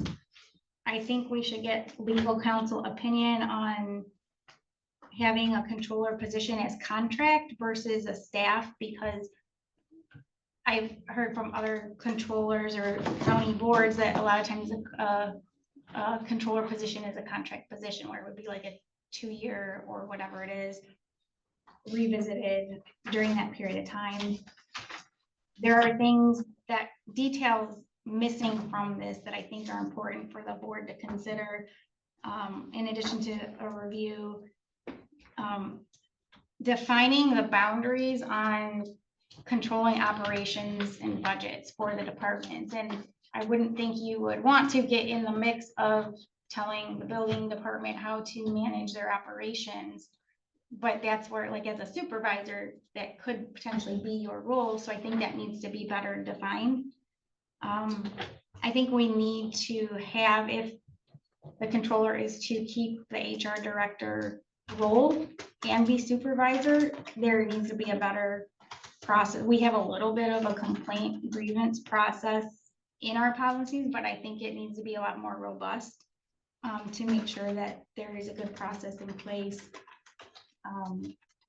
I think there needs to be clarification on a department heads. Are they managing their own staff? That's not specified, so when Well, somebody this is- becomes, This is appointed, is it not? These are appointed. Mhm. yeah, so department heads that are You're basically hired by the board. Right. Correct? Okay. I was Which thinking is- you were meaning elected. Elected No, officials. I'm not, no, I'm not department referring, heads. I'm not referring to Okay, elected. I No, thought no, that's what you were saying. I'm no, sorry. no, I'm sorry, I didn't mean it to sound that way. So I just, there. So which there's a lot of- equates to what? Who are our that's our cleaning people? No, those aren't department heads. It would be our building inspector, equalization director, and our emergency manager. Those are your three appointed. That's the three departments. Okay. So just the That helps. three, so you're talking about just the three? Which they've already, So they already report anything like, with the Board of Appeals saying I helped the building inspector with that kind of stuff. So they run their departments and. I understand that, I just, like, I think that it needs, for the sake of clarity, there needs to be better definition on the roles and responsibilities, so maybe this policy can be worked. I thought we went through roles and responsibilities a while ago. When we did our policies.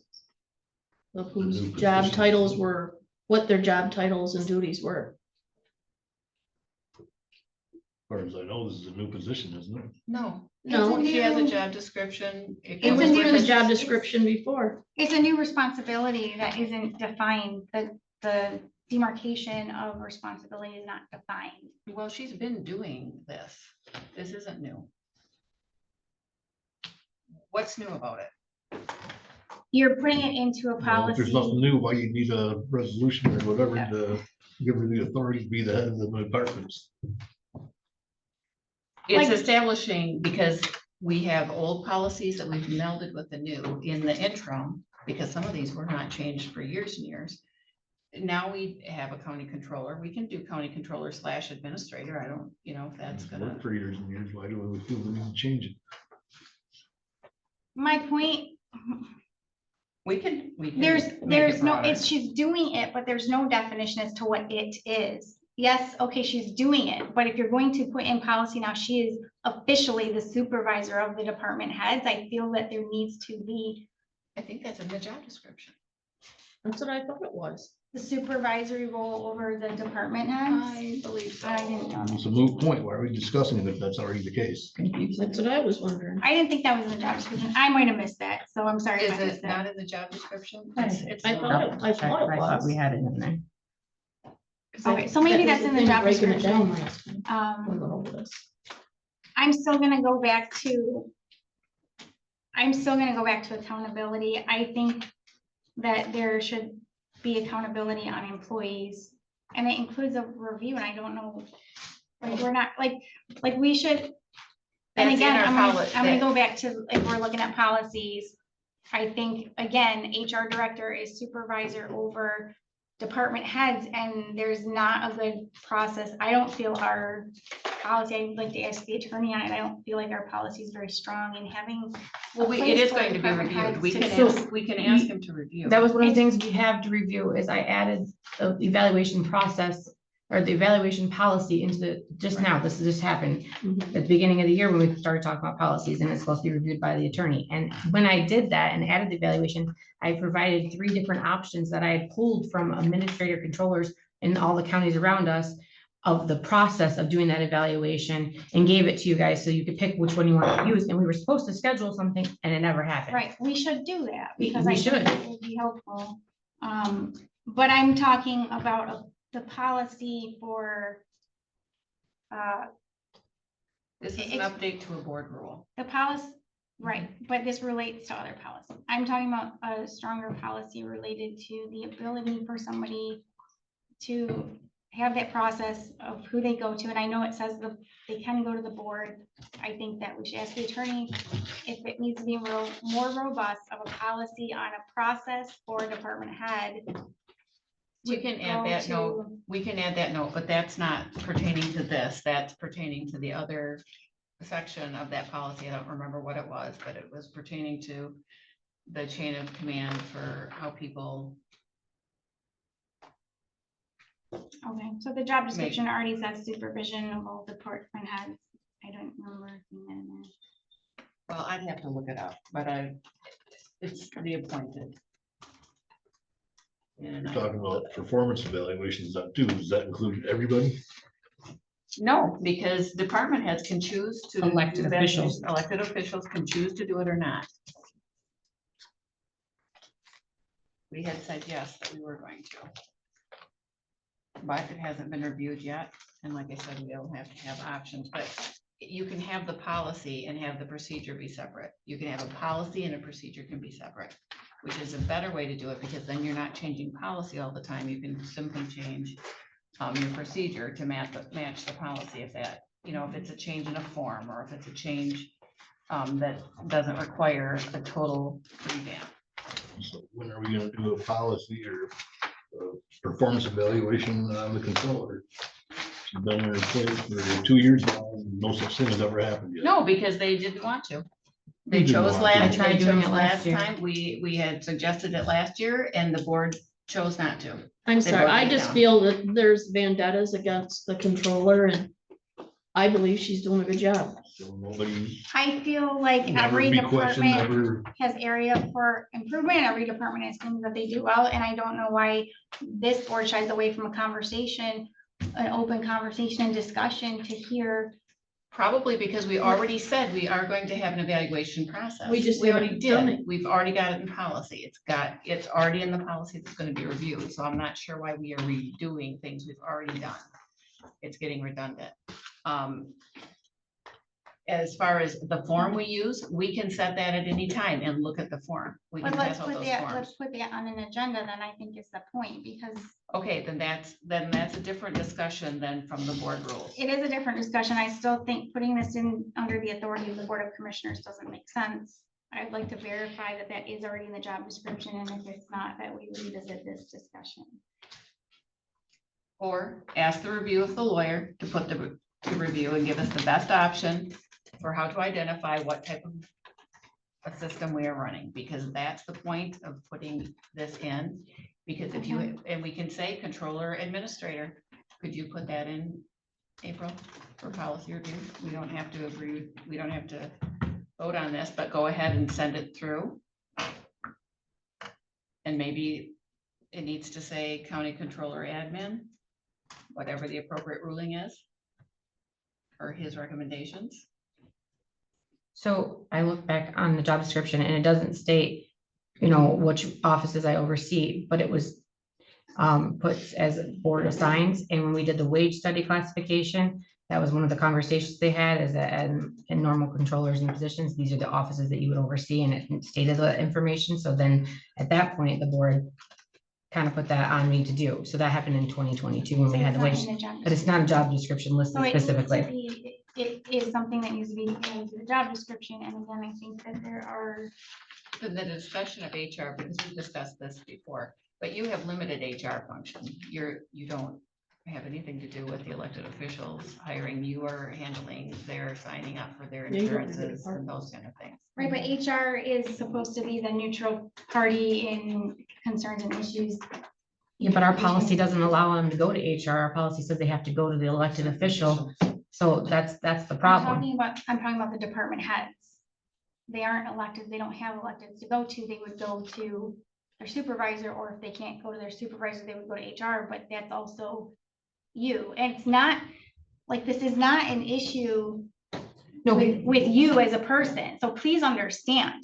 I have an issue, I don't care if it's you sitting there, or No, I get what your you're Hamlin or saying. anybody, having HR director is responsible for budgets and is also your supervisor, and no distinction on where lines are drawn for the protection of everybody on making it clear, like, do you manage the department head's budgets if you are now the supervisor? I would think not. No, Do you manage their day-to-day operations? I would think No. not. So I'm just asking for clarification in those roles in our policy. I'm not saying this as like to offend anybody. I'm just trying to make this a clearer distinction and understanding for everybody. So when new people come in, are you asking everybody for a understands. definition of what the appointed department head's process is or what their role is? Is that what you're The asking? distinction between you as supervisor and them as department heads. Okay, so, okay, we can Does put that that, make sense? I know what you're saying. So appointed department heads, so such as the equalization director Correct. and the building inspector.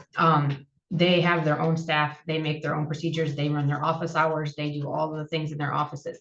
They only come to me when they need me to come do something to the board or something of that sort. It's not, I'm not overseeing their day-to-day. Right, work, and I yes. just think that, like, that's not in here. So Right. when I get what you're when I saying. say supervisor, to me, that can mean a lot of things. My supervisor is into my day-to-day business, not in great detail, but I report to somebody on what I'm doing, what I'm working on, things like that. So this is just to provide the clarity in this process of who's what, how this all ties together. So can that be added as a caveat? Yeah. That because this also describes the hiring, utilizing the normal county process with the interviewing and that with the selection committee. And I would like to make sure it is asked of the attorney just to look at, I know we have some complaint process in our policy, make sure with this now being HR director having this supervisory role, is this good enough? Do we need to, I would like to ask him that question. This is like for everybody's protection. This isn't me trying to attack an individual or position. It truly is, to me, it is like a best practice. Let's make sure if we're doing this, let's make sure we have everything in place to make it. Can you write that question out and send it to April to be attached to that, to this question? Yeah. That board rule? Specifying exactly what you want. I have a question. Would the power of hiring and firing fall to you? No. Over, The department head hires and fires their staff. well, who oversees the department head? That's when they would come to me. So like, So for could you instance, fire your department head if you wanted to. no, that's an appointed position by the board. So It would have to be approved to be hired by the board and fired by the board. It's not something that I would, just want to make sure that it's chain of command type of thing. It should be all the responsibility of one person as far as, no, all appointed means Hiring the and board has firing appointed them department. to that position. Just like you guys hired Sarah, you guys hired the building inspector, you hired your equalization director. Those are all appointed by the board of commissioners. That's what the term appointed means, is that you guys have appointed them into that position. Outsourcing the HR component of your job is difficult when you're not on site. It can be, but I'm also concerned if they're like, It might be and something you're to already look doing at. it anyway, so maybe it's not as big of a deal as I'm thinking, but to continue to put more on and one individual, there needs to also be checks and balances. So again, it's a protection thing, like HR director also serving in these other capacities. I think it's important to make sure that there is not too much in one individual, whether it's you or whoever. It doesn't matter who it is. You know, I mean, we can all have all the trust in the world in one individual, but it's what is best practice so that if somebody comes in, we don't find ourselves in the district health situation, something like that. So it is checks and balances and keeping things in order, best practice, regardless of who is in that position. That's where I'm coming from. So we can look at that. If you would write up that. I can send the question. And the other review is the purchasing and competitive procurement policy. First part is what we had in there. Then there was a compilation because we had some questions. I do not have that email that Lindsay sent. She had With her question. had it attached. I do. You got it? Yeah, and actually, it wasn't about the purchasing at all, because she liked that had been. And for questions or pertains to credit card. Yeah, her question. So is there any questions about the purchasing and competitive procurement policy? What April did was we went through where we had all those individual boxes and different amounts, and it kind of compiled that all into these ranges, like under repairs and maintenance, the major projects, and those rates were increased from what we've had in the past. Probably more in line. So like 3.3, page 2. You guys have probably. I don't need to go through it. I had a couple minor comments, which I can, for the sake of time, just send to April. But the one bigger comment I would like just to have a conversation on section 3.6 emergency purchases. I just want to, maybe this is a question April can have a conversation with Sarah, maybe you already did, but I just want to make sure that we are not restricting our emergency manager to do what she needs to do in an emergency by saying emergency process goes through the controller's office. So I'm not that familiar with an emergency manager position and what situations they might be in, but I just want to make sure her hands are not tied in a true emergency. I don't think, is this talking? Because we have one for. We have a specific, Because that's part of that credit card policy when we. Yeah, I mean, this says emergency procurement, the chair or the controller may authorize emergency procurement. yeah, but we have a state of emergency policy that states. That would cover That that. covers those extreme So maybe circumstances. these become moot points at that point then, right? Right. Okay. I'm gonna Right, tell you because I exactly didn't- what section it is. Right, because I didn't do it as the chair, I did it as the. There's one emergency Okay, need. so then it doesn't matter at that point then. Okay. I don't think. So yeah, I maybe think it's this a is more different like section. there's a leaky roof and we Right. need to act quickly. Right. Not And that did like happen we have an there. ice storm and. Right. Okay, that's fine. I just wanted to raise the question on that. I will double check that it's in there. I'll have to look through it when I have more time to kind of glance through it, but there is a spot for like a state of emergency that we have in our policy, so. Okay, I forgot that was. Okay, that's my list. I know on 3.8, it says emergency needs. Controller may authorize immediate purchase, excuse me, if necessary. I'm sorry, But that's What- under what like section is office it? and recurrent supplies. That's what that's under though. Yeah, emergency needs. Yeah. Yeah. Towards the bottom. kind of towards- oh, I see it. So Under there's 3A. there's a couple different spots, Yeah. Okay. and I think that means. Okay. It looks like. Is it's that showing what a we're list. doing? Yes. Under section 3.8, where it says scope. That's a, Yes. says recurrent items. She's asking if that's a typo. Which one? Under section 3.8, where it says scope. It says covers routine office supplies and other expendable, and then it says / recurrent items. She wrote a typo with a question mark. So she doesn't Recurrent understand items? what that means. No, because we have like things that like offices buy regularly. Reoccurring. Mhm. That was. Yeah. Oh, are you just like a grammatical correction? Is that what you're? Yeah, that's what it looks like, because it says recurrent, but it's supposed to be reoccurring items, right? Yeah, recurring.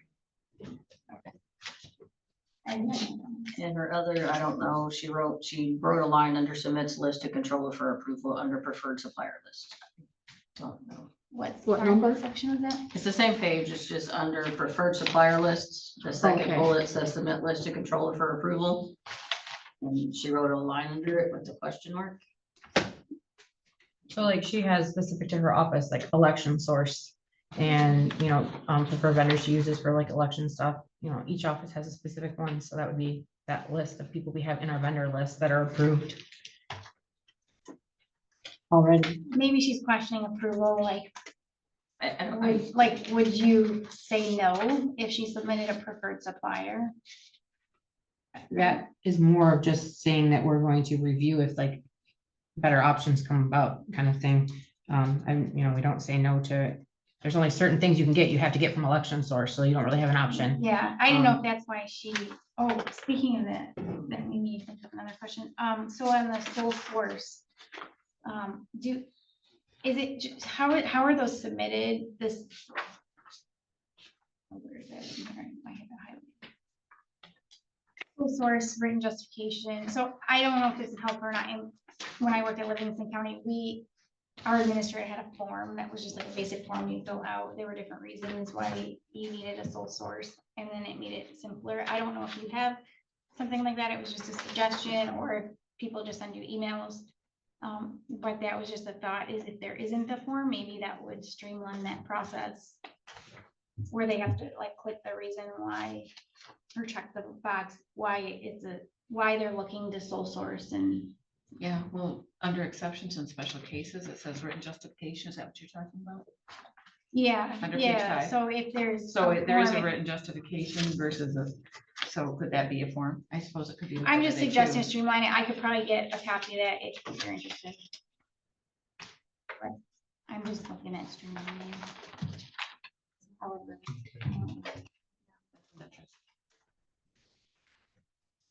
Any other questions, or is that pretty much ready? I did for go review? back, that section 3.6 for emergency purchases would fall under that, so maybe I'll put I did talk to Sarah on this and she has no problem checking him, but Include that I'll make as- the statement, it says the imminent threat. I'll put that line back in there. Okay.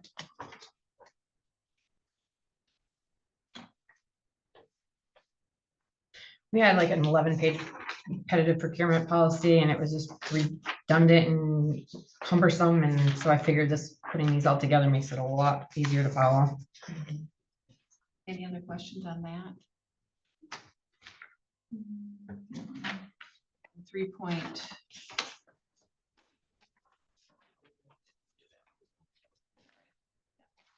So 3.3 is the credit cards. This is the one that Lindsay had the questions on. I think that we can refer her questions.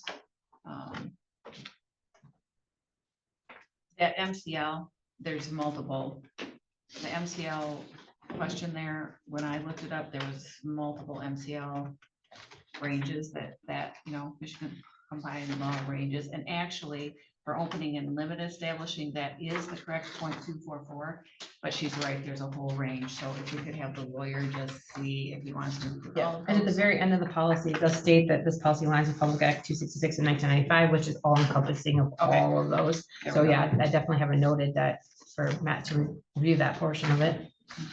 Okay. I'm gonna go to the emergency manager again, and again, maybe you've had a conversation with her. I'm concerned about the emergency manager not having a credit card if she needs So it. when we talked, and one of the questions that Lindsay asked is authorized staff, I was including Sarah as one of those. Okay, Because I feel like she'd be the one that has to use it for emergency purchases. She already is in our office wing and has access to our offices, vice versa. So authorized staff is, I would assume. so include where it says controller's office staff, including authorized personnel, may process signups and returns. Yeah. Okay. Are there other authorized personnel? No, that would be other than board chair in case of an emergency. That would be, no, Okay, Should we define them? we can define both of those. We can define them. maybe just define them so it's not, yeah. And actually, yeah, So nobody else is trustworthy enough to receive a credit card, even though they're checks and Nope, balances. everybody can receive a credit card. It's a matter of having access to our office to grab them and take them.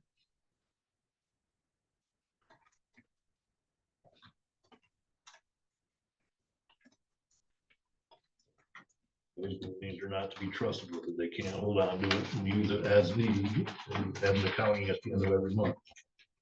well, just like the budget lines, it has to be within your group. Actually, Press Fields was I thought initially when I reviewed that one, I thought it was gonna be a little more broader. It really wasn't. It was pretty much what we just said, registration, well, I think this is a purchase expenses. This is the repairs that cannot go through normal purchasing procedures. That's, I think, the caveat. Because normal procedures already work. No, but I was just going to say, when she talks about a procedure for reconciliation, I would think that's a process that you can work out between, again, that doesn't need to be policy as much as you guys can work out the process, because it might. She receives the statement in our office, so it would be monthly. They'd get it, they'd receive the statement, then they would reconcile to the statement before it came up to payment. That's, how that would work. Right, It's how it currently works. okay. Maybe. I don't know. I can add the word I can add the word monthly on the end of that line. And I Maybe. did write that note. And I think you already said before it was due, And it states in the policies that that, it has to be before it's due. yes. is that you're talking about number 4? Under the- Right, because she was worried about not worried, that she had just made that comment, how that would look, and that's, again, a process, because it might change. In our General Appropriations Act, that is listed as something that has to be paid by the due date. So I mean, it states that for things that are due date, we pay them a desk check. So if it didn't fall within a claims period, it gets paid on a desk check, but still gets reviewed at the finance meeting, Correct. So that it's which is the current process of that right now as well. When it says at the top of page 2, it says return the card immediately upon completion of the event along with all receipts and documentation. What is the documentation? Does So it, if they went to a training, usually there's an agenda or some kind of like thing that's usually showing the location they went and what it pertained to, showing the purpose. we need to specify? It's gonna be, Or is it it's just- I so mean, it depends general on what because it it is. depends on what they're using it for. Okay. Has that been in our policy already to submit documentation? Okay.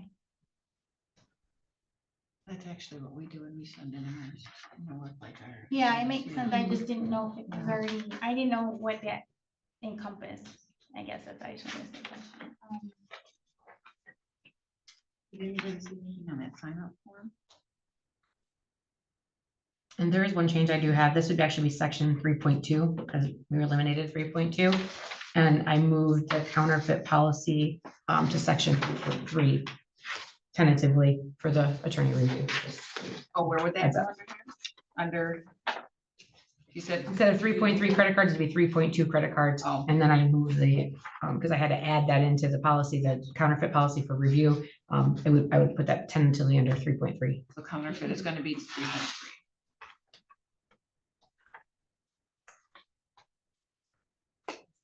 The numbering, So we have it on this paper as 3.3 now. but it would be 3.2 in the actual Got it. policy, Okay, the that's what I have. 3.3 will be counterfeit. Can, A while ago when we were in a meeting, I had this and it was kind of tentative, but it's the credit card use form. So it kind of lays out like, hey, what'd you do? Where'd you go? So this could be the documentation as well. oh, okay.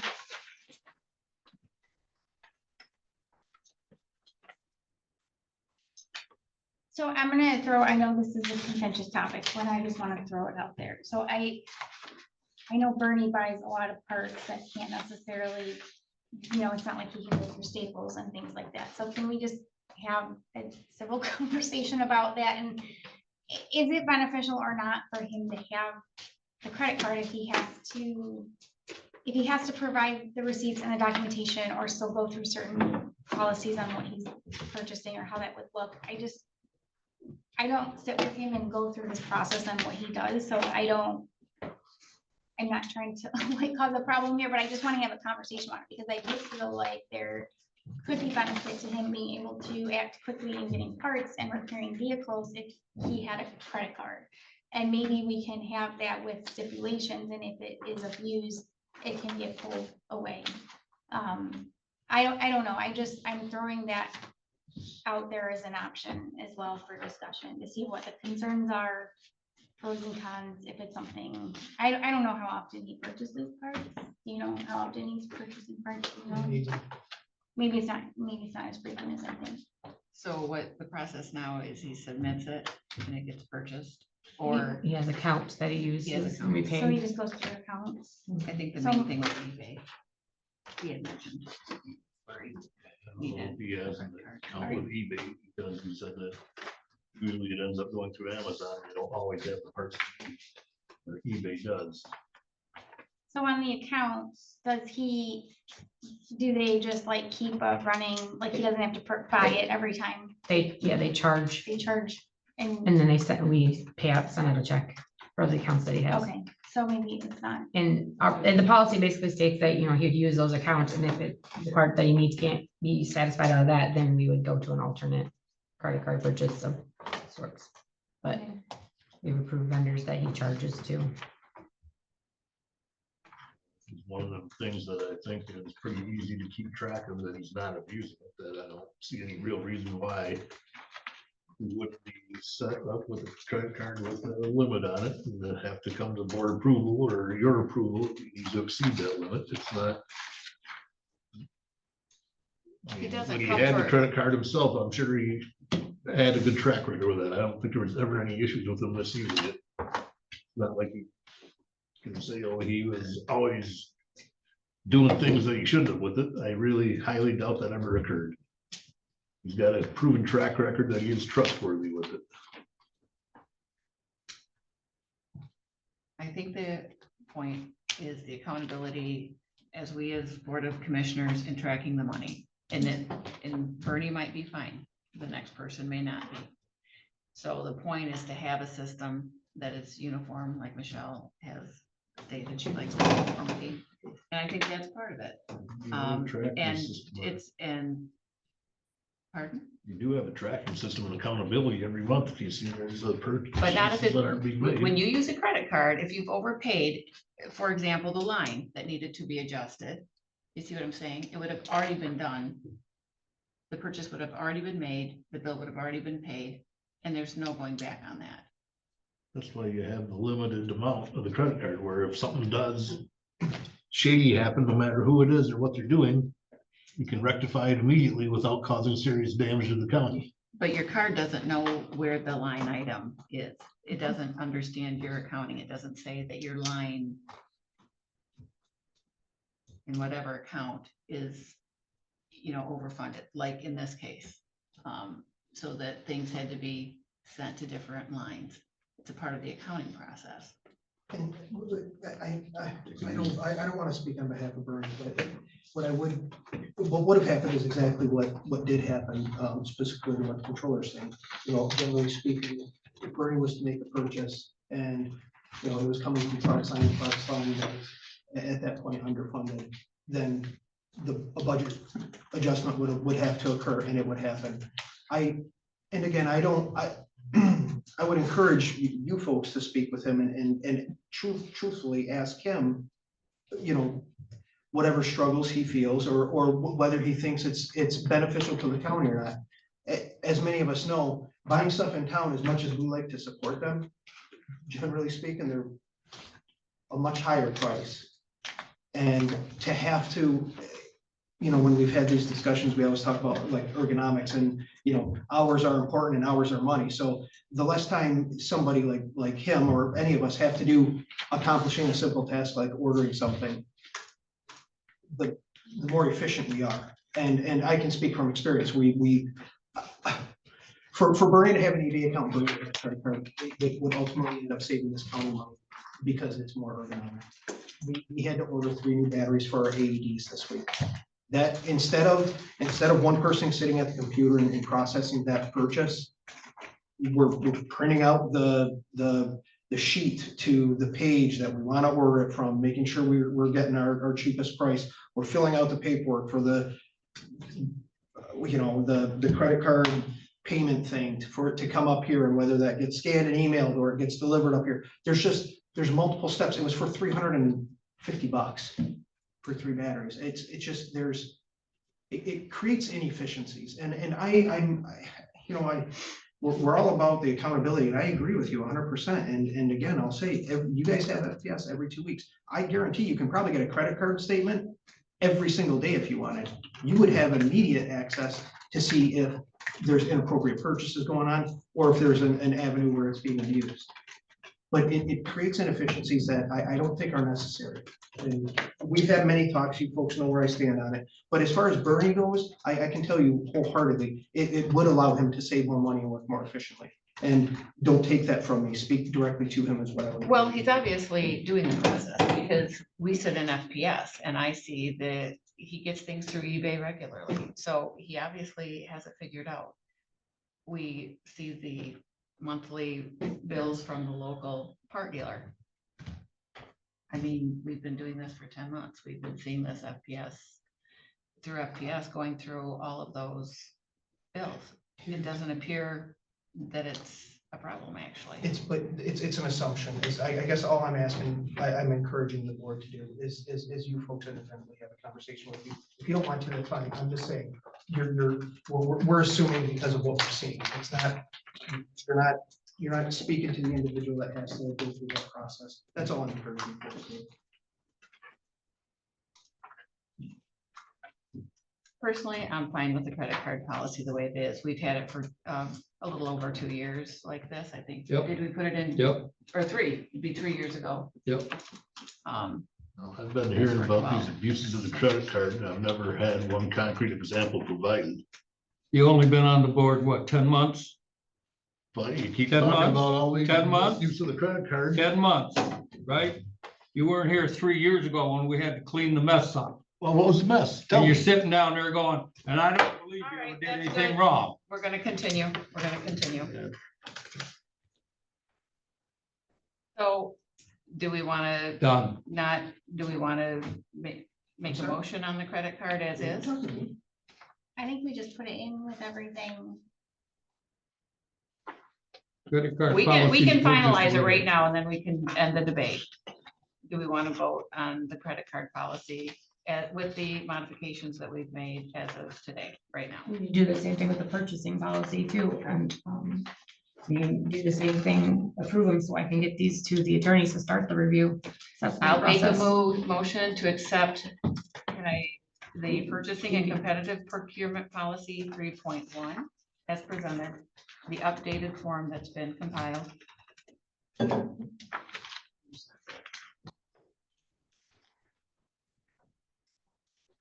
I'll do them separately. So I've made a motion.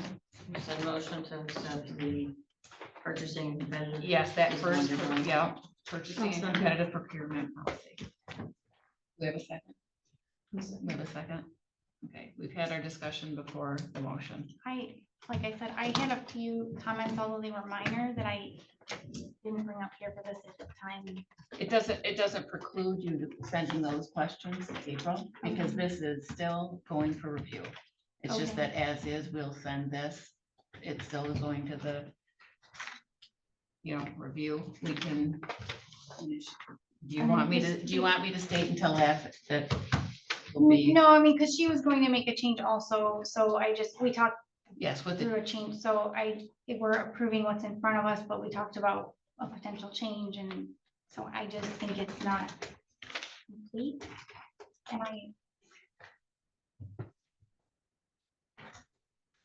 And I'm but making, if I'm it's making, fine. I'm making the motion to move it on to the attorney. Can I As it clarify is. that Yes, okay, with and you can still submit, your I'll just send her questions. my comments. Okay. yes. You have that update? Motion is to I'll just add, accept section 3.1 purchasing and competitive procurement policy as presented to send on to the lawyer to for send to review. the county attorney. Yeah. And you seconded that. Roll call?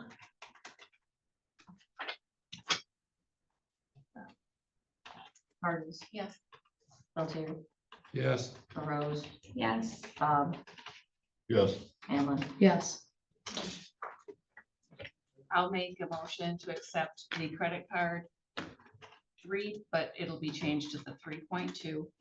And again, it's with the same caveat that this is, we're accepting it to go to the lawyer with the questions.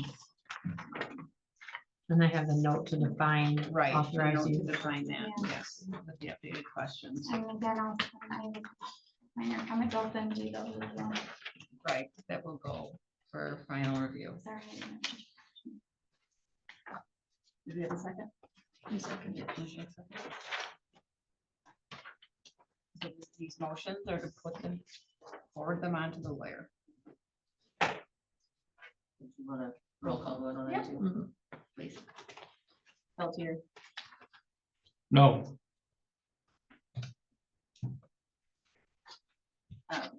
LaRose, Yes.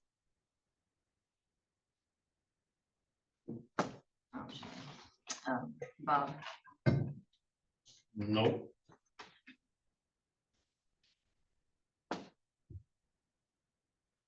Hamlin,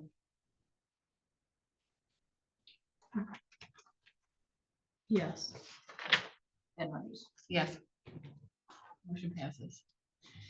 The last is the key and building access. I know it's getting late, but I think we can wrap this up.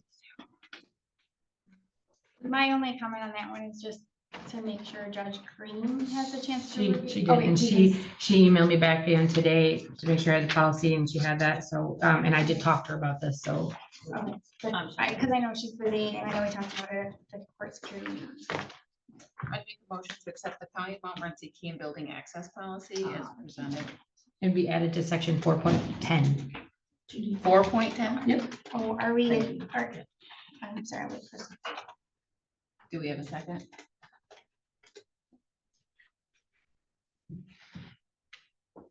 This would be with the same caveat to send it to the lawyer. No, this wouldn't have to, it would be included in Oh, our we could do policy. this one? This one you can just approve, it's updating, because right now our current process, you need a second before we keep talking, okay, sorry. Your motion is to accept. The key and building the key and access building policy access as policy presented. as presented. It includes the request form.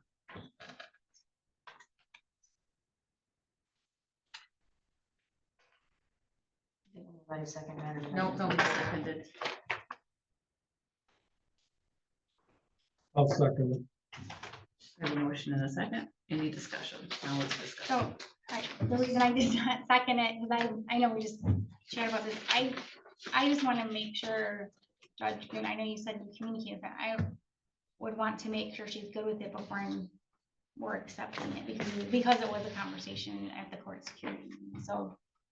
So the conversation at the court security is that the problem that the current one has is that it has to be, it says in there that the access has to be approved by the court security committee, but we have people who are not court that don't need to go to that, and we only meet quarterly, sometimes not even quarterly, so it's not an effective way to do it. We have to have somebody onboarded as soon as they get hired, so we needed an updated form of policy in order to have that happen. So she's left that, she's like, she thought I'd already just did it, and I said, no, I was gonna have the board approve it. So I sent her a copy, and she said it looks good and she didn't have an issue. But it needs to happen when people get hired in. This is to get them So key access to their offices. And it still gives, like, she has to sign off on authority to enter court areas, but like, when somebody comes in, they need to be able to get their key, I can't wait till the next possible court security meeting. Cheryl had a question, I guess, on number 5, where it says final payroll checks may be withheld until keys or cards are returned. She put a notice as illegal. Judge Green mentioned that to me as well, and so this was actually from another county that used it, and I had the same question because I didn't think you could do that. So when I talked to Judge Green, I said I could have the attorney confirm or not, but I would be okay with just removing that last line. Because I don't believe it is technically legal to So you keep withhold. object programmable, or you just take can that out of the shut system? Can't and you- no longer Yes. works? You can turn them off and make them not active, correct? Correct, but that's not the cards, but not necessarily a key if they have a key, so. Yeah. So I'd modify the motion to remove the final payroll check 5. I don't know how you're gonna define it. Remove Second Section bullet. 5, Second second bullet bullet, in yeah. section 5. Remove it. Yeah. Yeah, remove this one.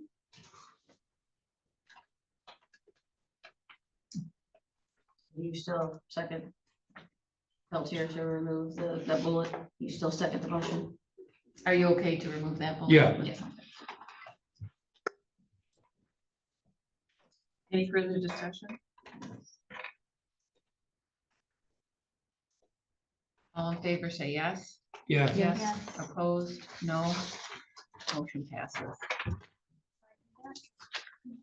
Did you do the form? Is the form? Yes, Yeah. no, I together. attached it, I Okay. said with the form. Yeah, sorry.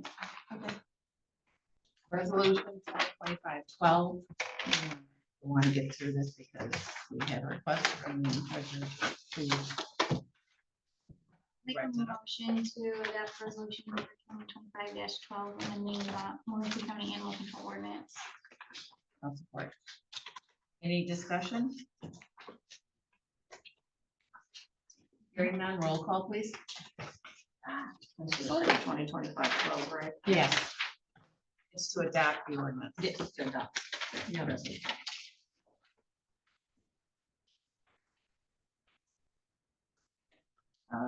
Rose, Yes. Bob, Yes. Amlin, Yes. Hardee's, Yes. Peltier. Yes.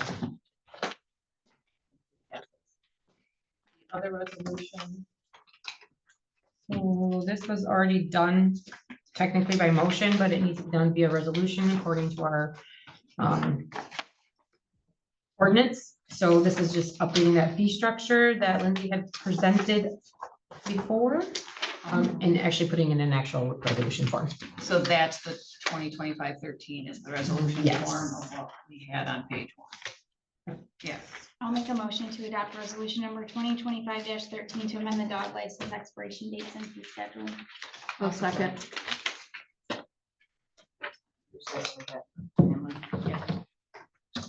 Any discussion?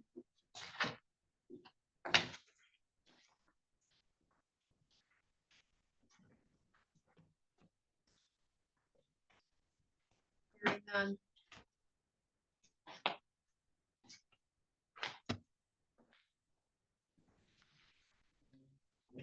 Yep, please. Bob, Yes. Amlin, Yes. Hardee's, Yes. Peltier, Yes. LaRose. Yes. Exception, we will adjourn. It is 8:23.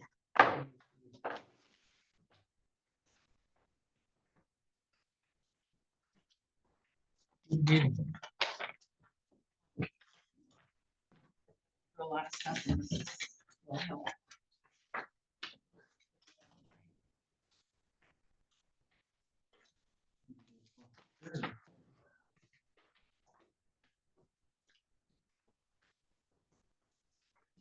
Lori, can you double check with Cheryl on that ordinance? If it has to have a new number, or we can use the same number once we've amended. I didn't know for sure.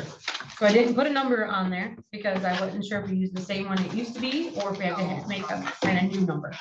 So I left that blank so she could write that in. After the fact, just let me know. Thank you.